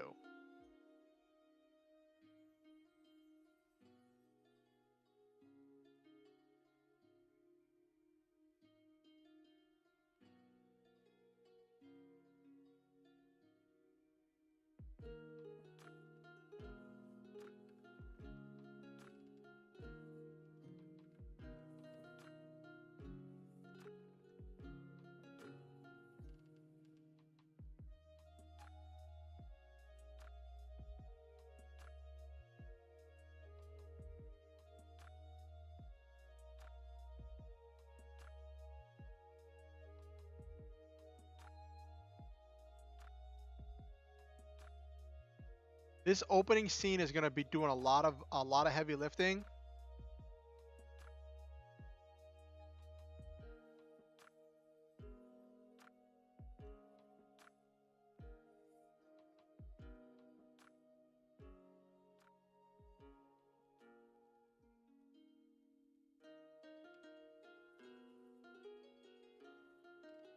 Okay. Physical combat, rescuing civilians, RP. So that the first section is going to be doing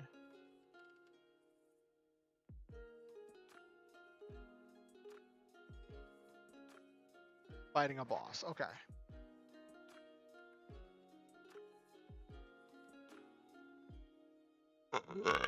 Oh, excuse me. All right, so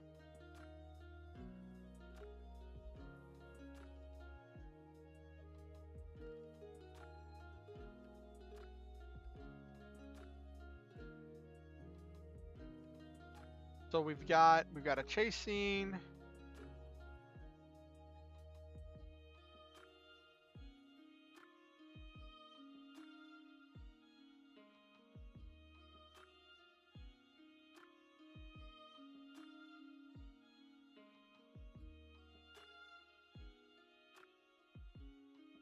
What do we have? So level up should happen somewhere in the middle. Yeah, that hits all my notes of what I wanted. Now, the real question is, can this be done in a single session? Especially with players who are still feeling out the game system. I have no idea. And the thing is, right?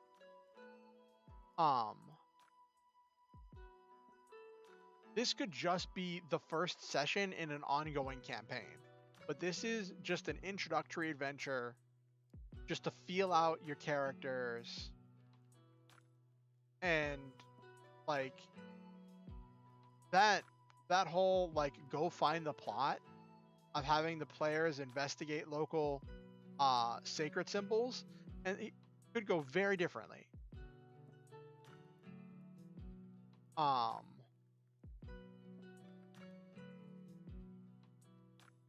Because like here's the thing, right? For section 2, like section 1 is gonna go pretty like, depending, like the players are gonna be fighting. They have to deal with trying to get the civilians out of harm's way. And introducing what the characters look like on their turn, and then have some RP time where the players interact afterwards.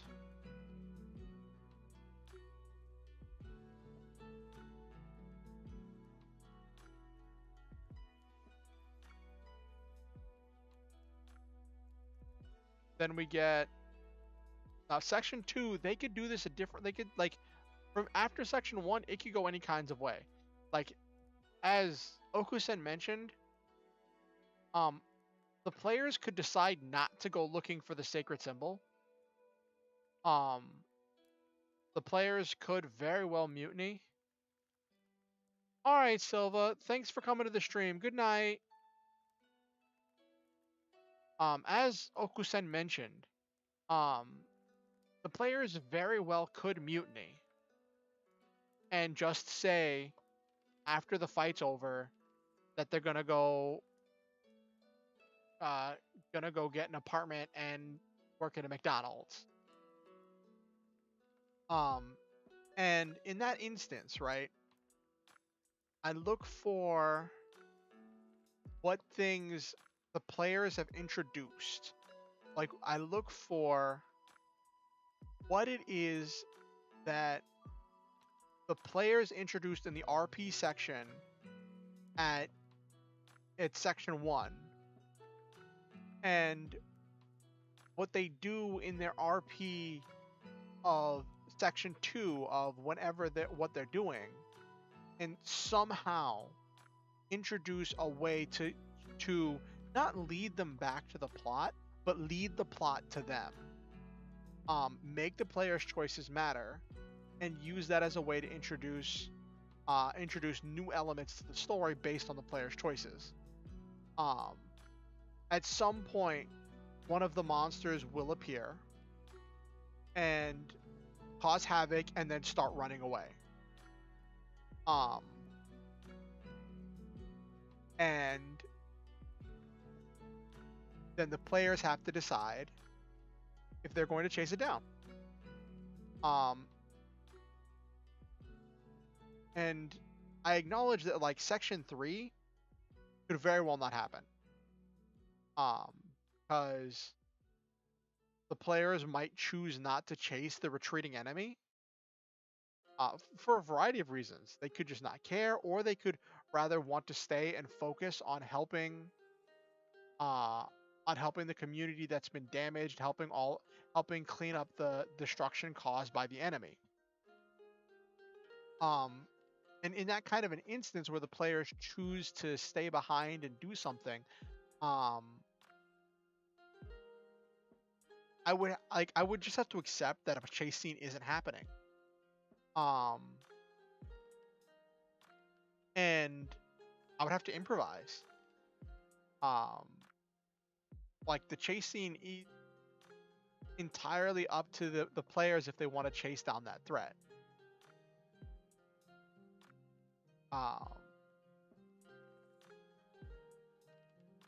And I guess it's bugging me a little bit because it's kind of weak adventure design to have a key part of the adventure hinge on something that is so optional.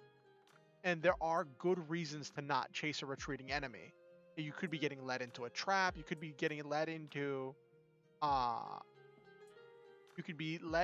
different kind of situations. In this instance, they're going to be led to the wrong.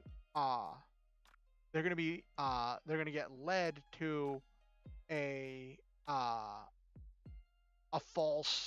incomplete sacred symbol, which they will discover is incomplete. And then that also leads into this weak thing of how do they find the actual symbol? Well, that's going to depend on what's happened thus far.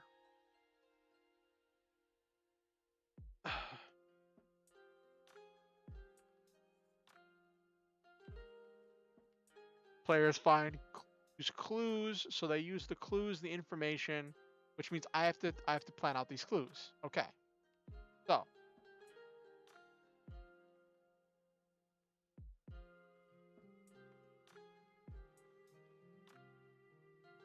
clues.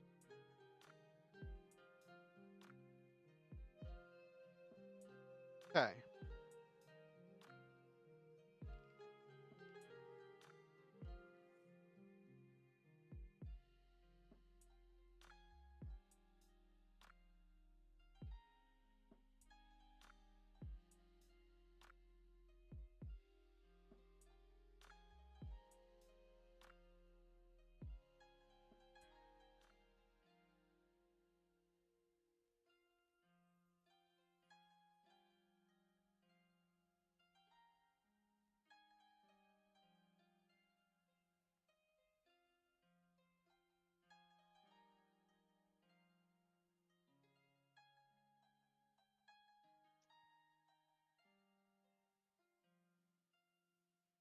Okay.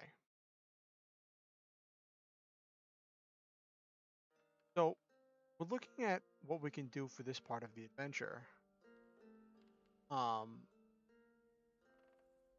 Take a look at what I have in my notes for everything else. So we have to lay out the clues for what's going to lead the players uh, to to the actual symbol that they're looking for.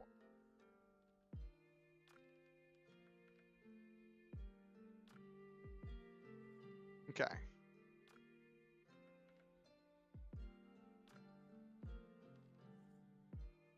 Ba, ba, ba.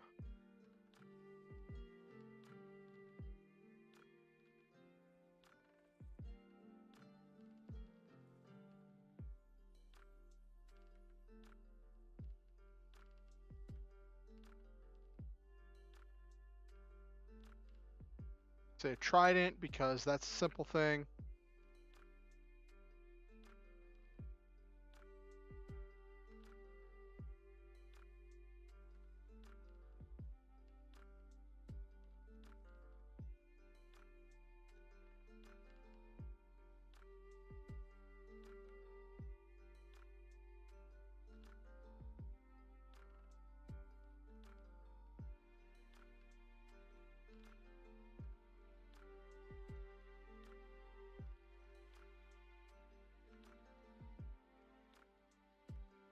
Okay, local religious leaders wear trident pendants.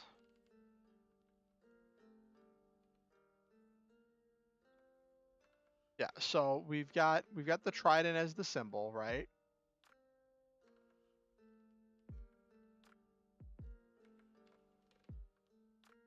Something real quick.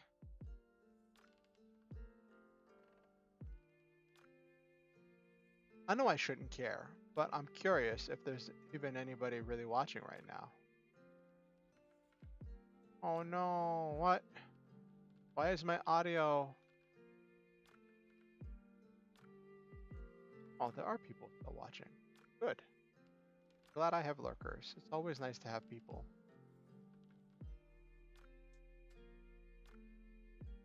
Okay, so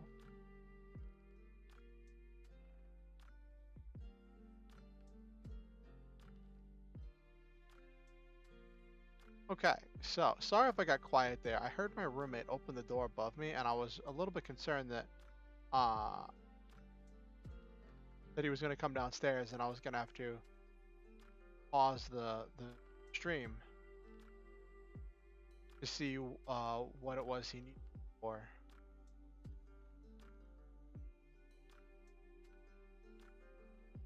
Aw, one of my friends got engaged. That's so cool. Oh, let me say congratulations.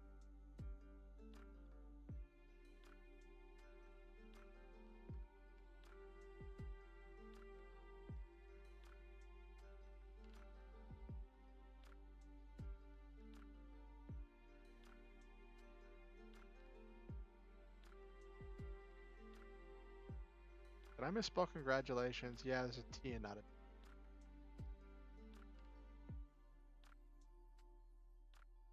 Okay, back to focusing.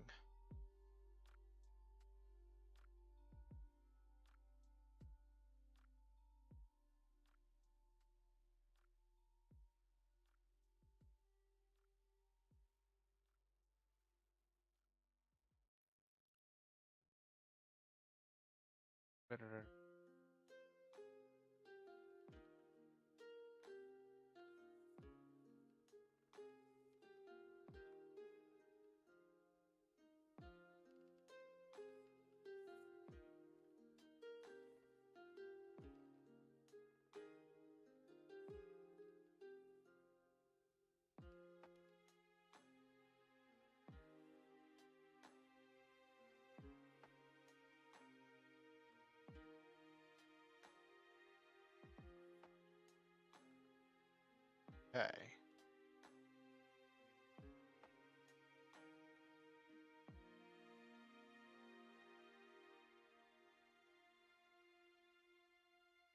Sorry, I got distracted again. I got distracted.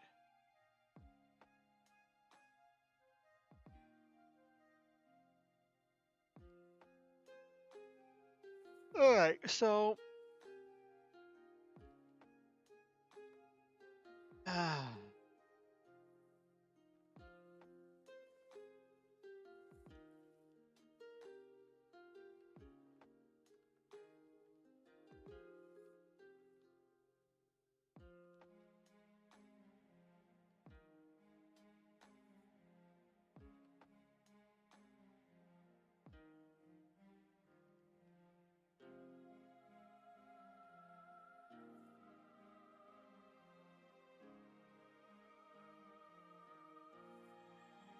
okay, so we say, all right, angelic monstrosity.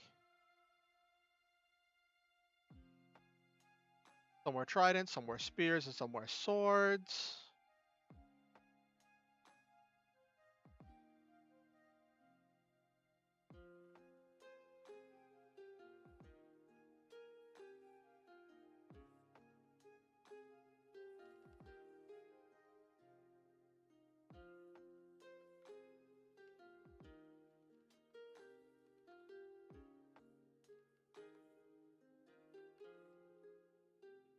I'm always a little bit iffy about featuring um, real world shenaniganry in my stories, but like if you're making a magical girl story, like especially one in modern day, that's going to happen. Like as soon as you start dealing with modern day art role playing, there's going to be some crossover into real life.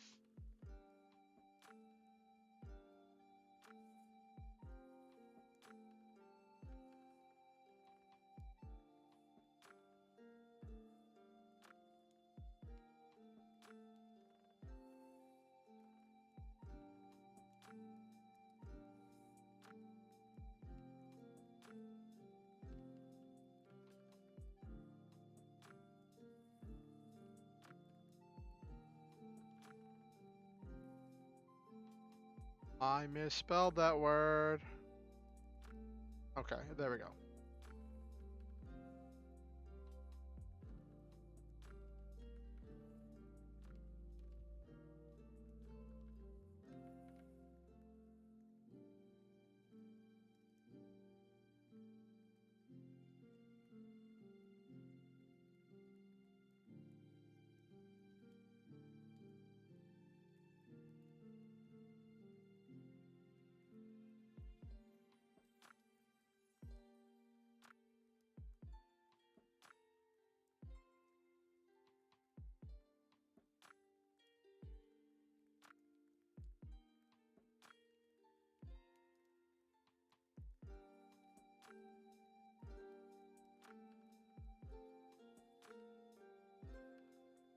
True. Okay.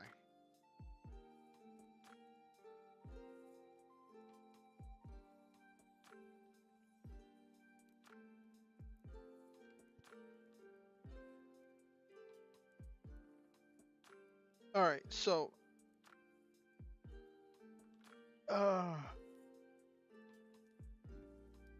different responses here.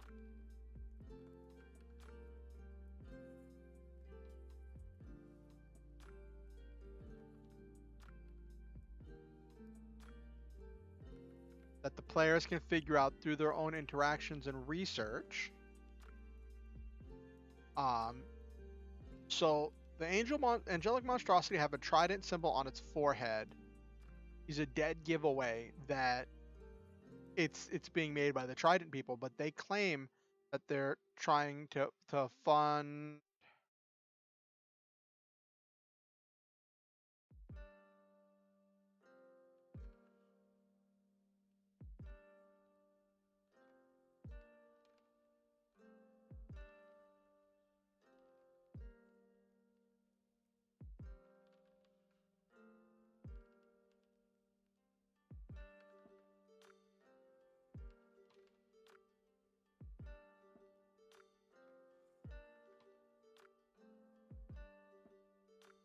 Okay, there we go. So we've created these three separate factions,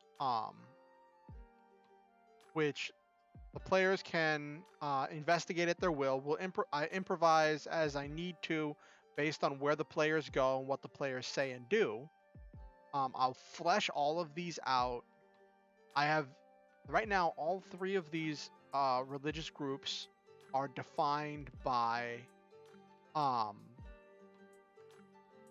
three of these religious groups are defined by their thoughts on the homeless crisis, because that's the core that is the core crisis that's happening in the session, right?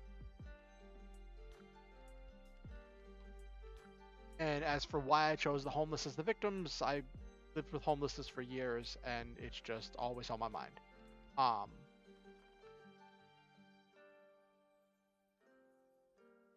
So we've got that.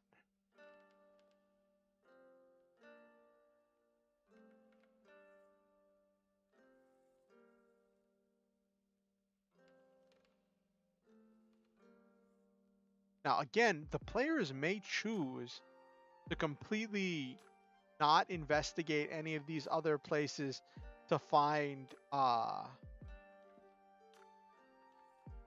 the Trident. I do need to flesh out the Trident group more, just because they are the ones that are the guilty party.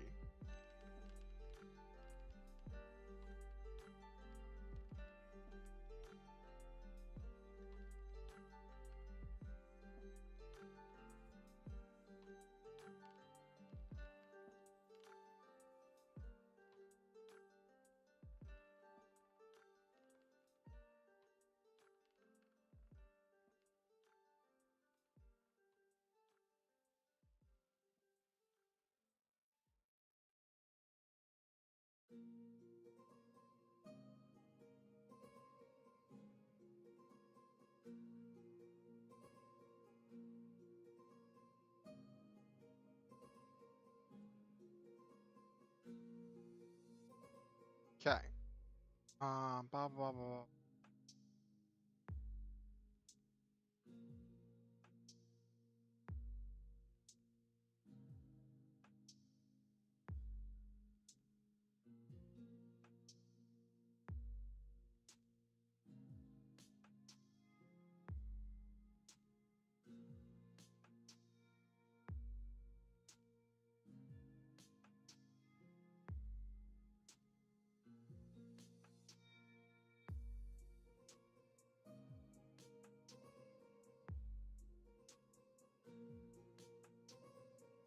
Okay.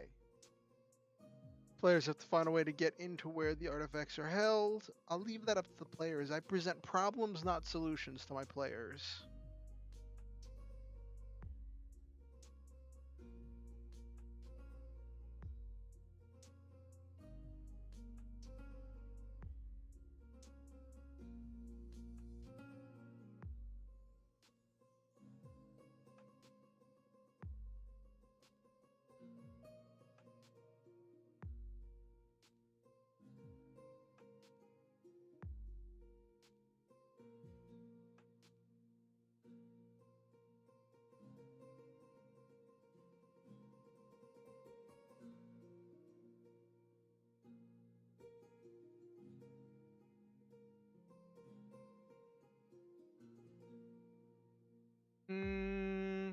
I'm already feeling like I should give them access to all of their skills, but not give them access to their abilities, powers, or ultimate. Because like right now I would say use your magic skill, but the magic skill is a thing they have to be transformed to use.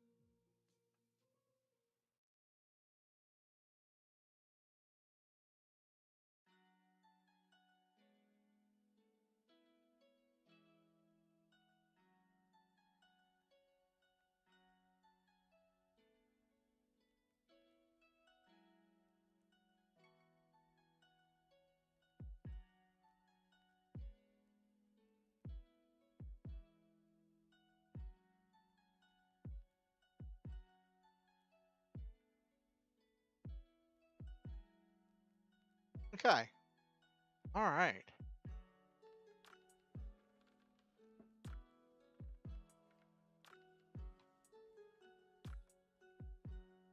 All right.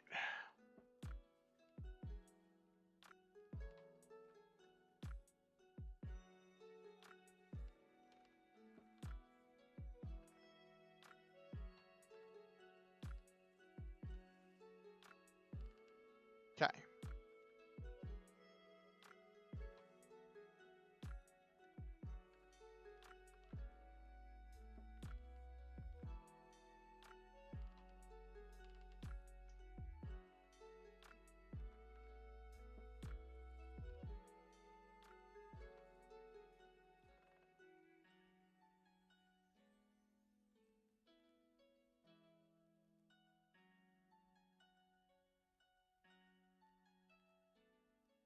All right. So what have we got here? We got a pretty decent plot. Gonna have to do a lot of improving and make up a lot of NPCs. Let's make up some NPC names because I'm gonna need a lot of names for NPCs that the players interact with. Um, gonna need like as they're doing their investigation of the different religious buildings. Um, and that's the other thing. The players may choose to enter to like go in their mortal form, but then they can't like detect the power. But oh, that presents an interesting problem.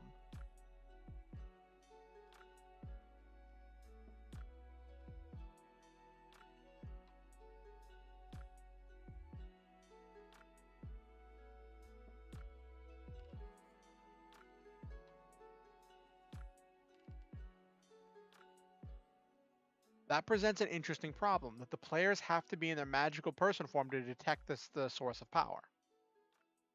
Um, yeah, but that takes away from the players getting caught in human form.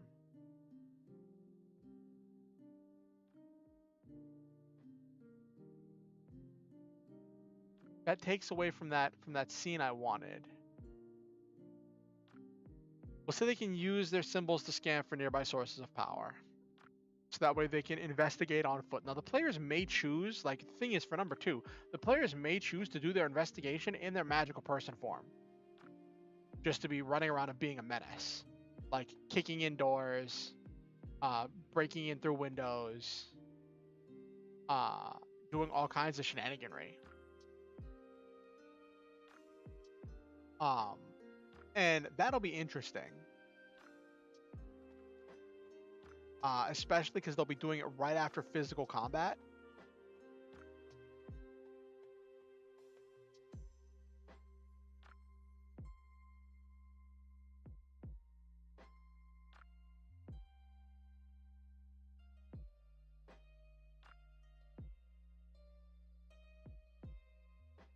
And in case you haven't noticed, like number 2 is where I have the most stuff fleshed out because that's where the most stuff can happen. Number 3 is going to be a chase scene that leads to a false symbol. So what clues do they find in part 4? What clues do they use in part 4?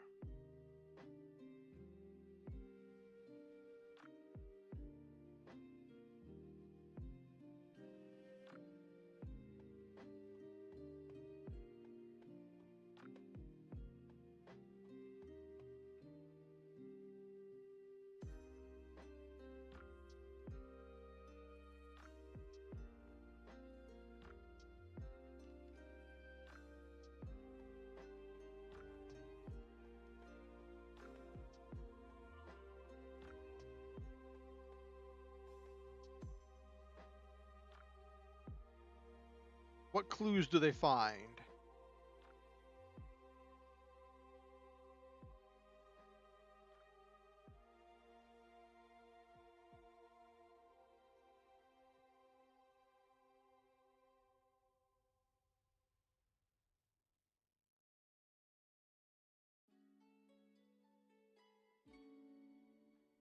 between the two locations.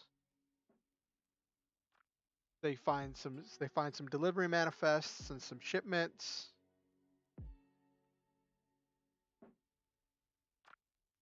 Um,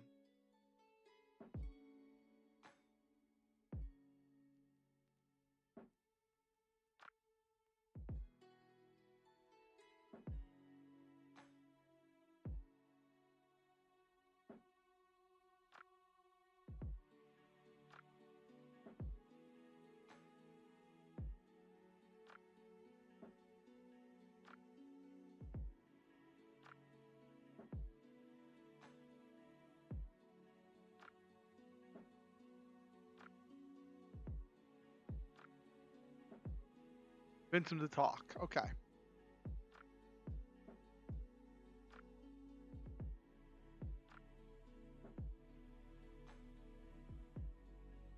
All right, so now we've got clues that they can find.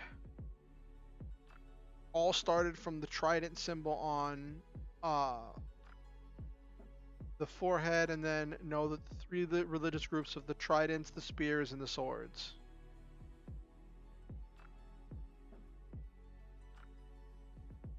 Tempted to make the swords the axes.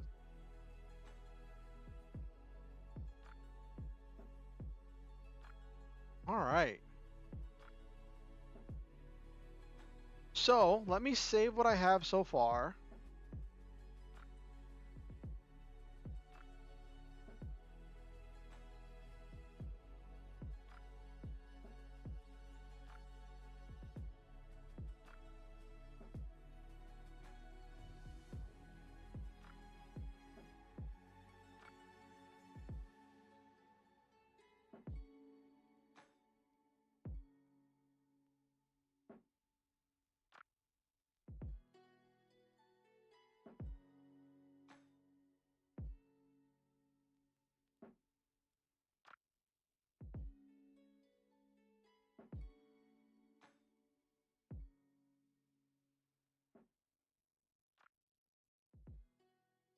Let me save my text document.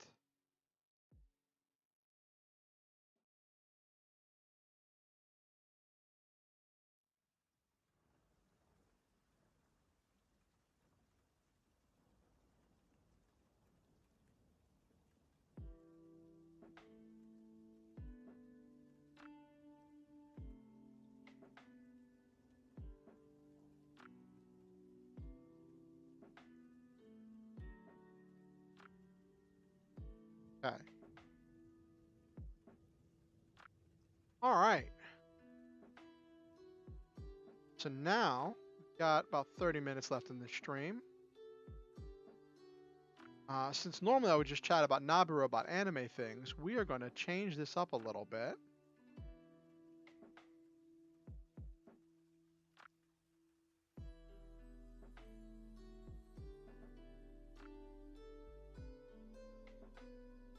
Okay.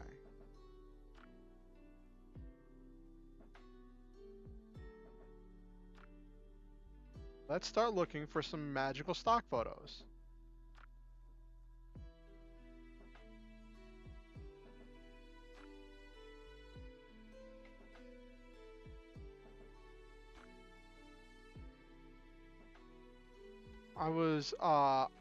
Let's see if we can find anything cool.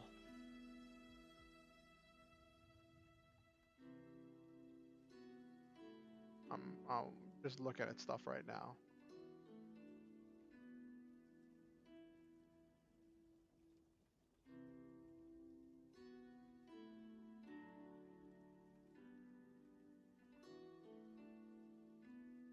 I like this one here.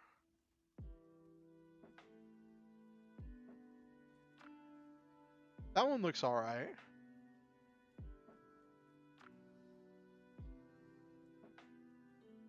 Ooh, that one looks pretty good. I'm thinking about, for my logo, getting one of these stock photos and putting some text in front of it. And then putting some effects on the text.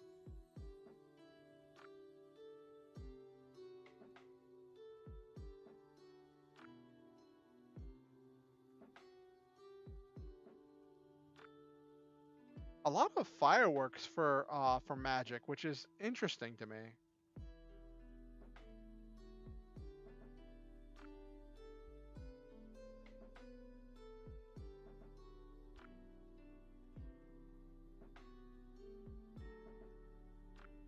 This one looks all right.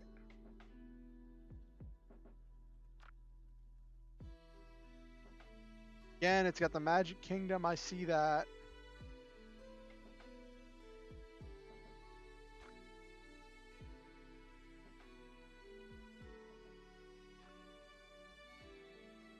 This one looks really good. Trying to decide which one looks better.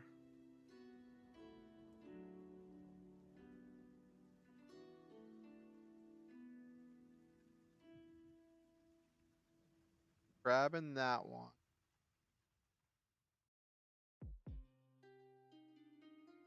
I like that one a little bit better because it shows the circle more.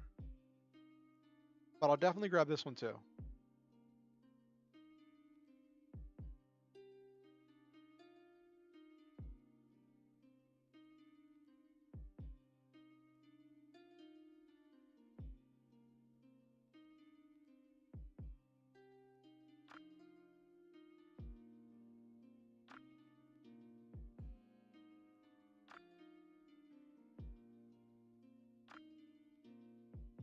Could do the starry sky. That could be really nice.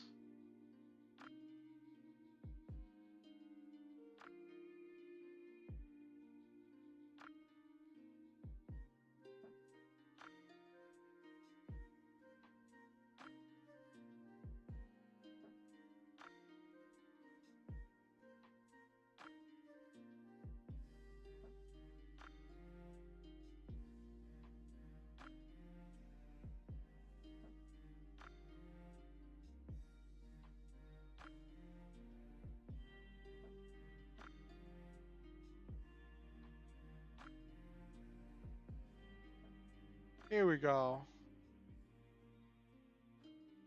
630 by 500. Okay.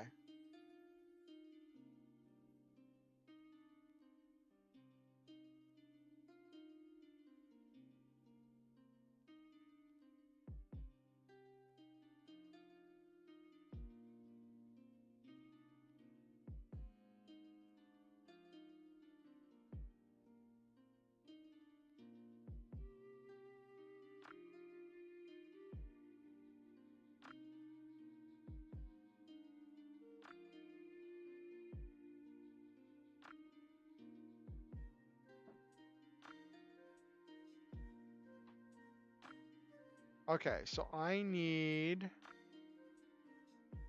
630 by 500. Okay. Do I have a GIMP page? I don't have a... How do I not have a GIMP page? That's just funny.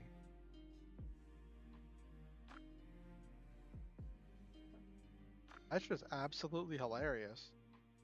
I love how my writing stream scene is slowly becoming my everything scene.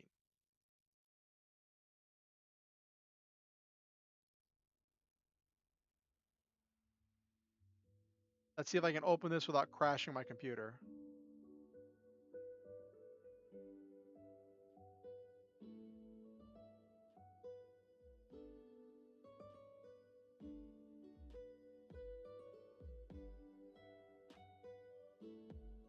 Okay.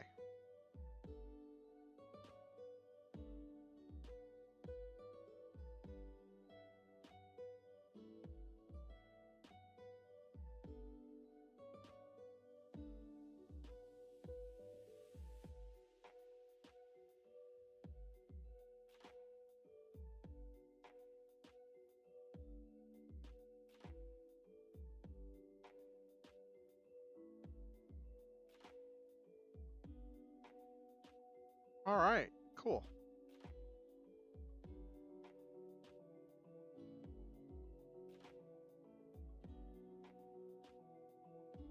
Yeah, we're doing this scuffed.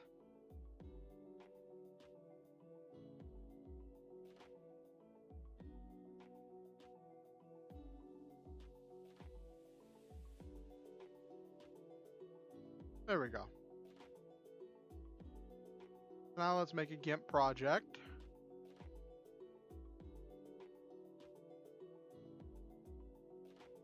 .630 by 500.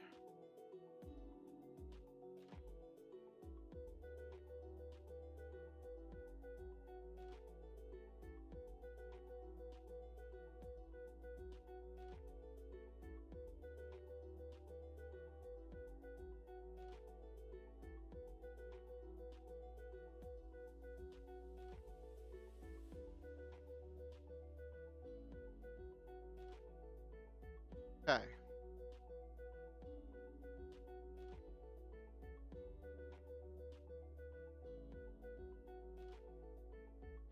We're doing all kinds of stuff tonight. This is a free chat where we hang out and do random stuff.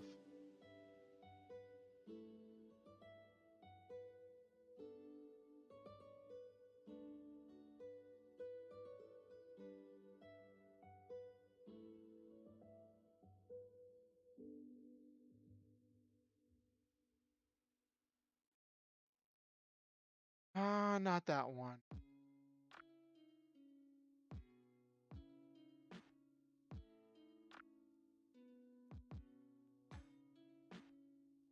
Yeah, I want 7-1. Okay, I want 7-1, not 8-5. Okay.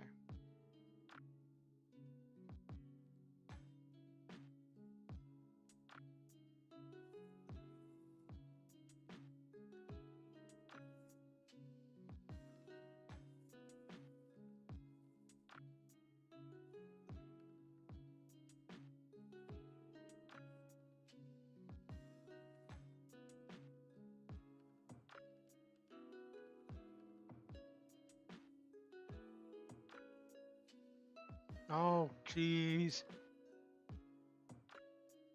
Blah, blah, blah.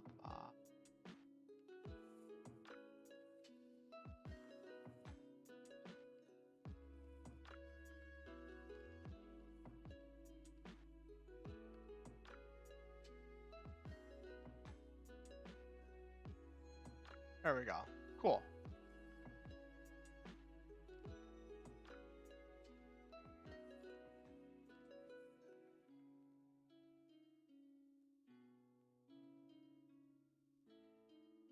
You're going to convert.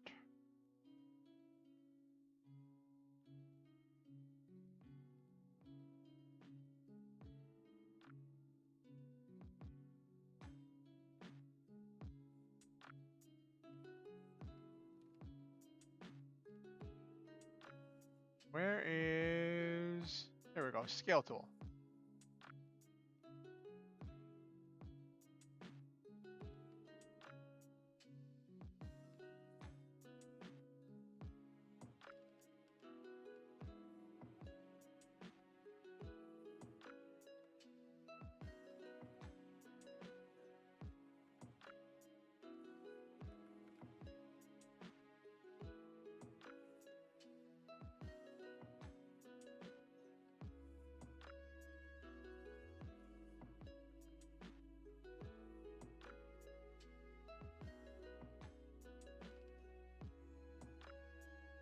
First off,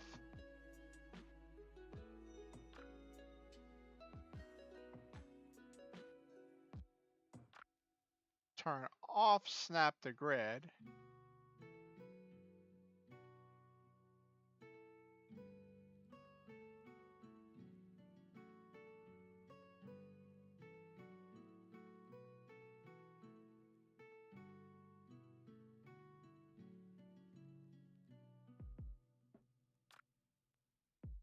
There we go. Cool. All right. Get that picture in there. Good. Now let's add some text.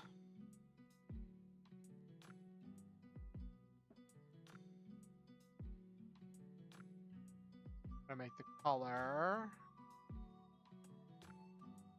a yellow. Oh no, yellow might not show up. Well, let's go for green. There's nowhere on here as green.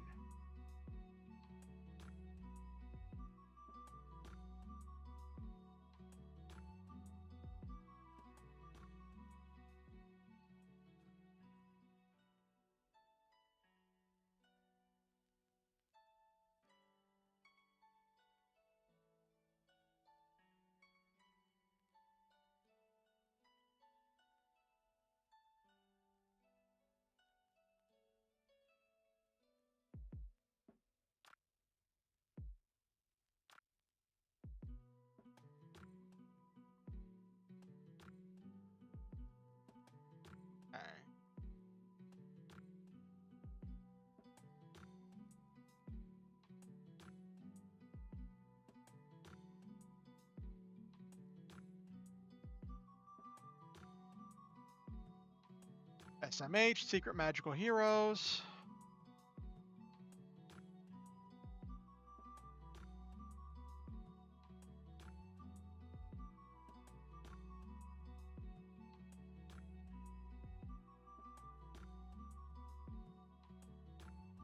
No.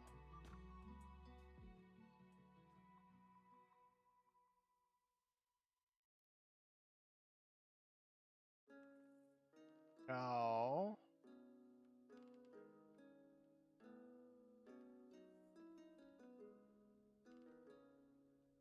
I might go back to that bold one. What's Sans Serif?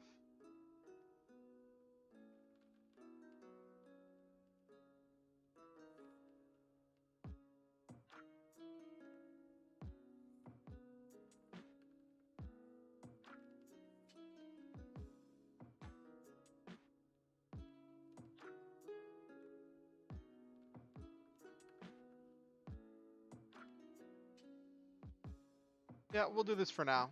It's generic as all get out, but it'll do.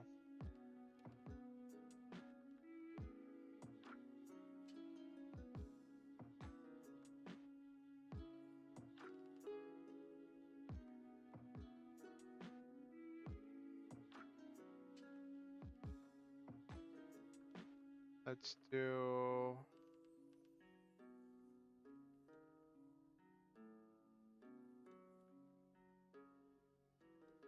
Gaussian blur there.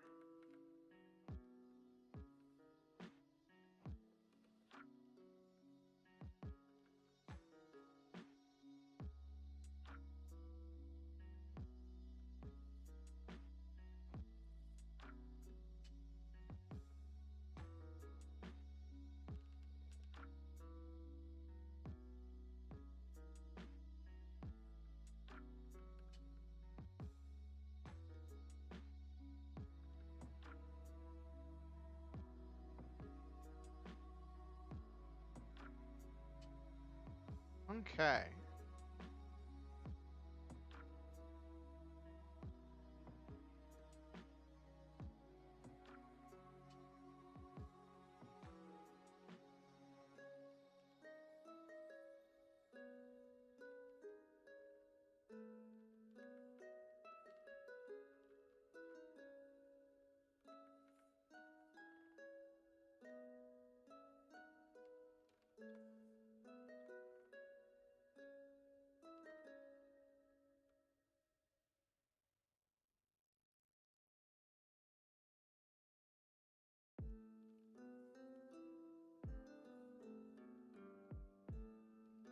There we go. SMH, Secret Magical Heroes.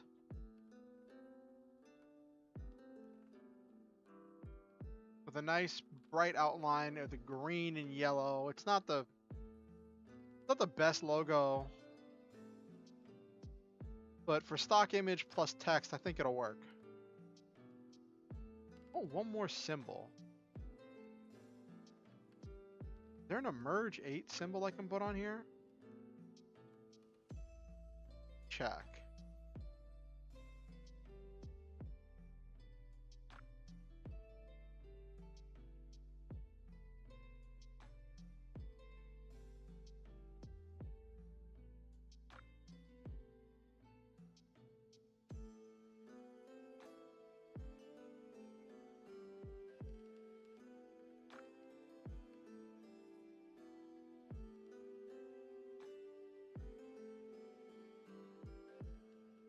I was hoping there'd be like a logo or something.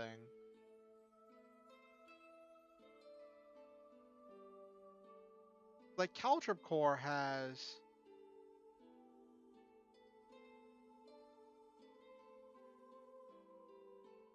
the built on Caltrip Core like logo, but there isn't one for Emerge8. So I guess I'll put another text down here on the bottom, built on.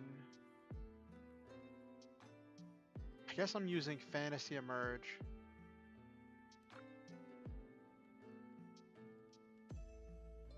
I'll make another text. This one will be blue. Right about here.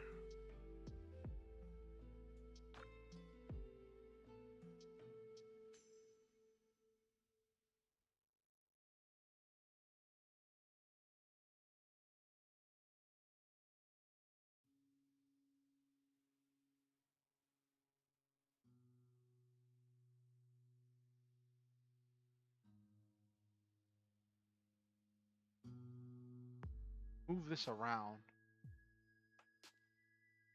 I want to move this to the center.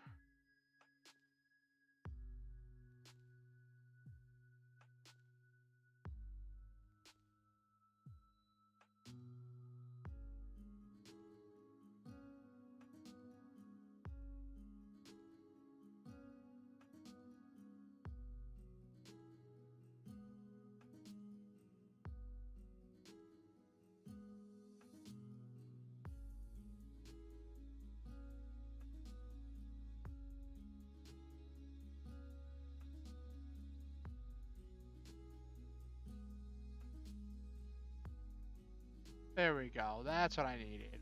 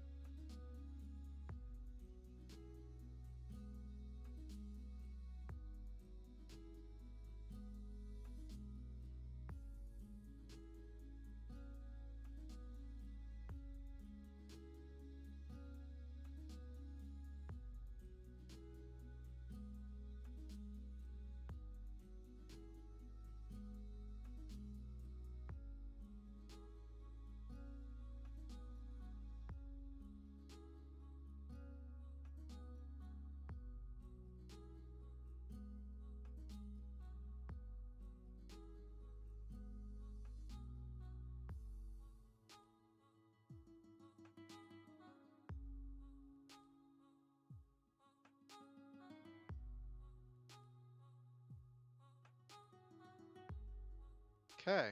I just realized. All right. So now.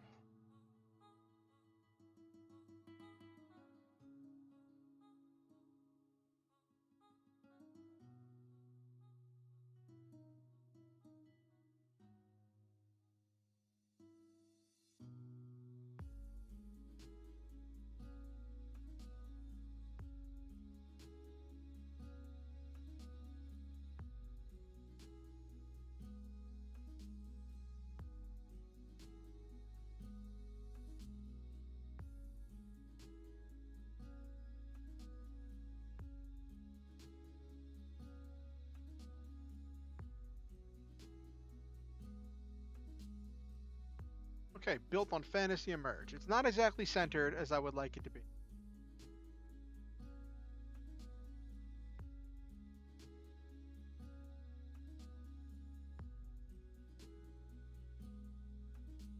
There we go. That's better.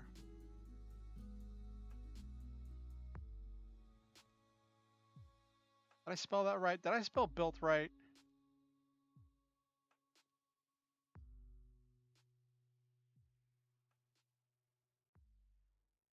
Okay.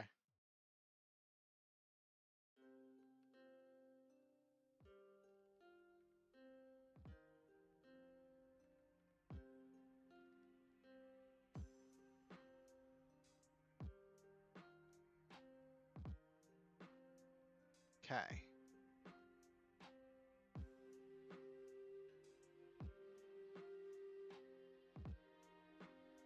All right. So now we got a little logo.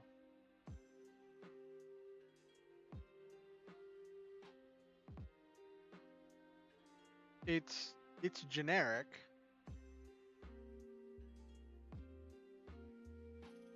I probably should get one with a mask. I really.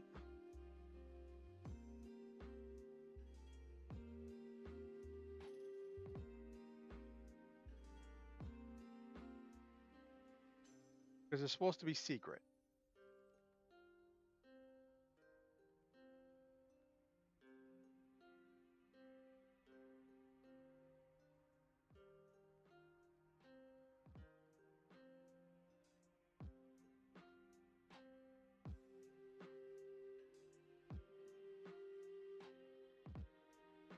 Ooh, I think I found one. Let me show you.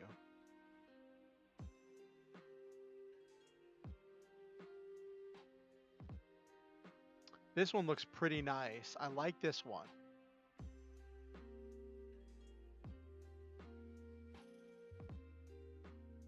A lot of the Guy Fawkes mask. A lot of COVID mask.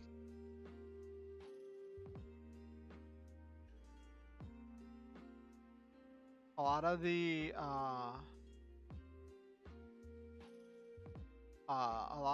purge masks. I don't know. I could go either way on it.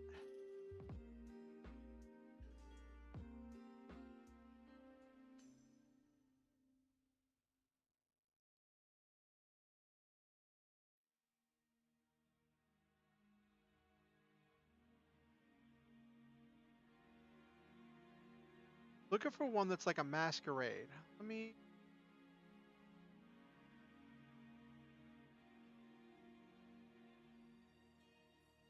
Here we go. Masquerade.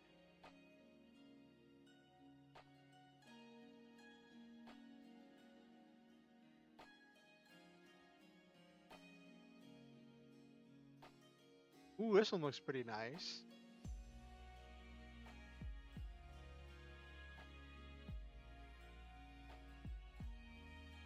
These look more like what I'm looking for. Oh well.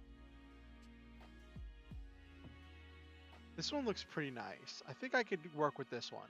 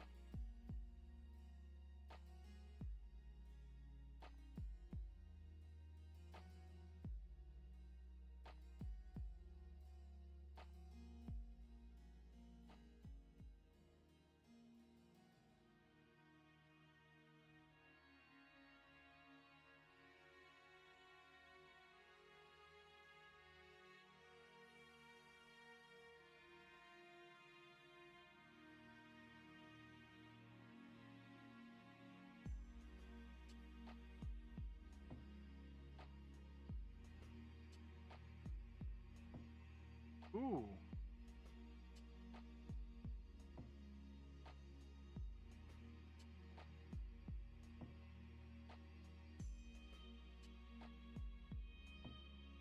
Okay, that works a lot better.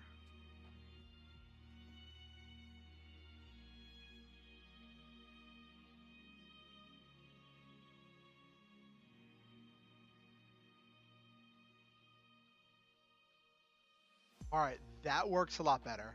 Got the mask because they're secret. I like it. I think this works as a logo. Secret magical heroes built on Fantasy Emerge. Uh, uh,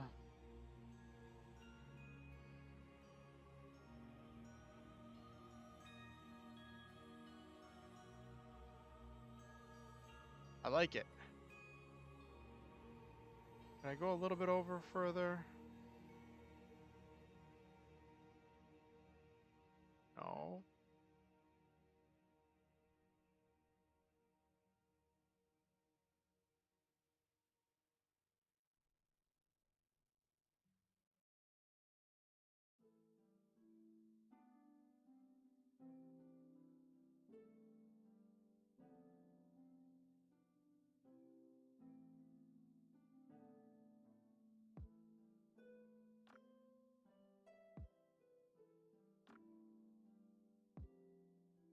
I'd say that's pretty good there.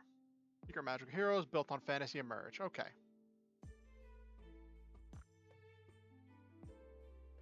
And we are at 11:30. We are at stream end time. I have made a starter adventure. I made a thumbnail for my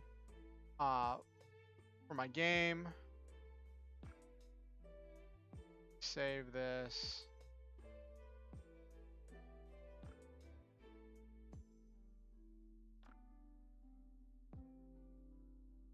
All right, wait. Pictures.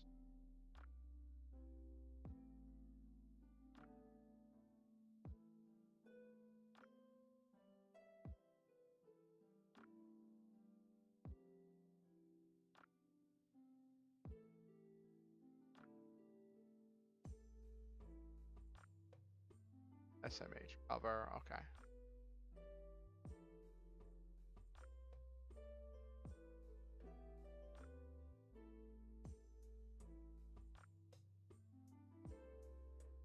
Then I will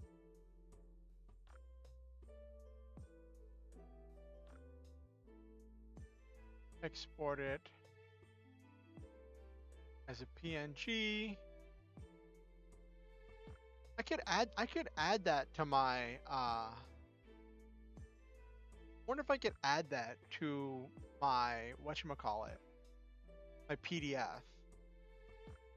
Put it on the PDF. That could work. Like if I look at Fantasy Emerge, that has the logo on the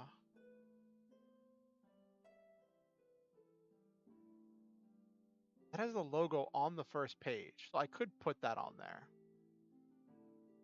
Not sure what it would look like, but I could. Anyway, let's wind down for the night. I know a lot of people have headed out. It's getting late. I want to get myself something to eat here in a little bit. I'm tired. I've had a long day. I've been like cleaning the backyard all day. Not all day, but a good portion of the day. And I am just completely exhausted. And I was going to, like, so there's money. My temporary disability came in, but I have to load the temporary disability onto my bank card in order for me able to get it and use it and spend it. And once I do, I'm going to finally finish paying off this Easy Pass, this Maryland Easy Pass debt, which would be nice. And then once that's done, I'll be able to look towards other things. And like getting that stuff sorted will be nice. And also just being able to order food. Like I was thinking if I got the money loaded on today, I was going to order something really big in order to just splurge today. But that's probably for the best that I don't. I might order some Taco Bell tomorrow. Get a bunch of Taco Bell.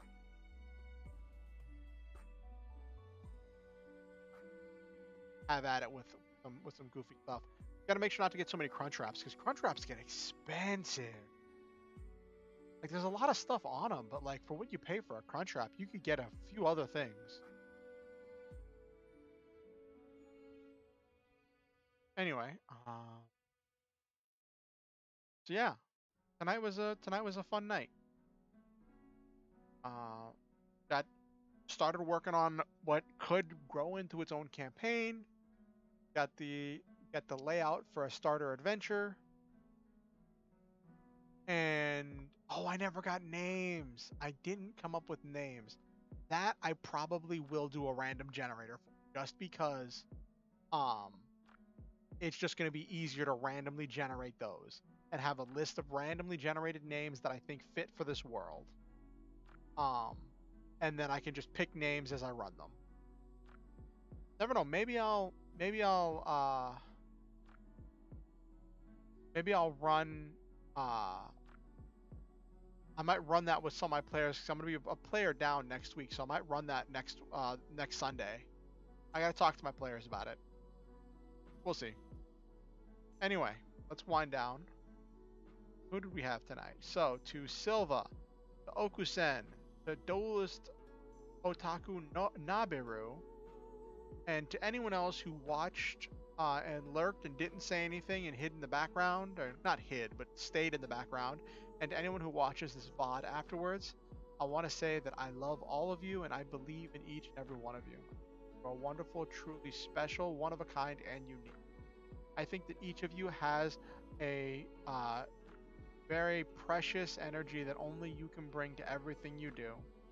I think that you all make this world a better place by being in it, and I'm grateful every day to live in a world. Thank you for coming to my stream. Thank you for watching this VOD. Thank you for giving me your time, your energy, and your attention. I hope this was fun for you. It was fun for me, and I had a great time.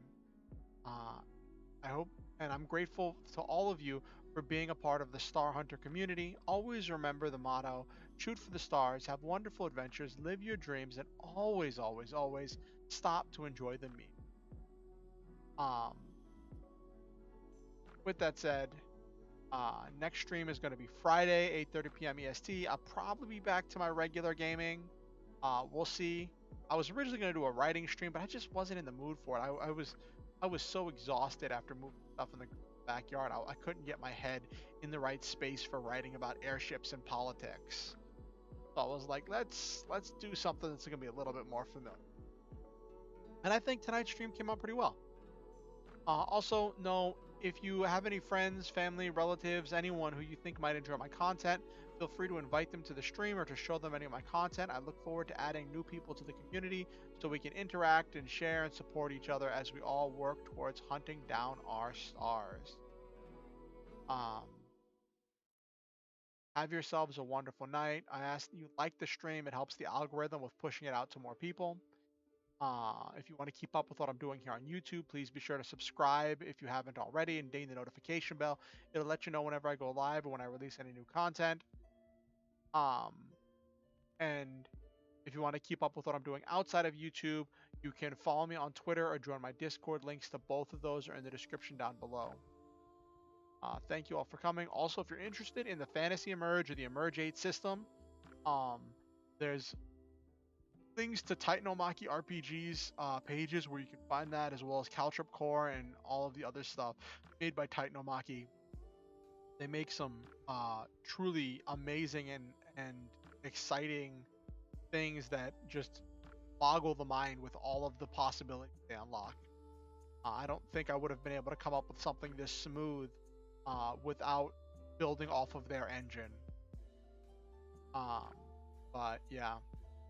So have a good night, everybody. Hope you all have fun, and hope you all have a great week and that you can work towards your goals and that your every day can be a day worth smiling for.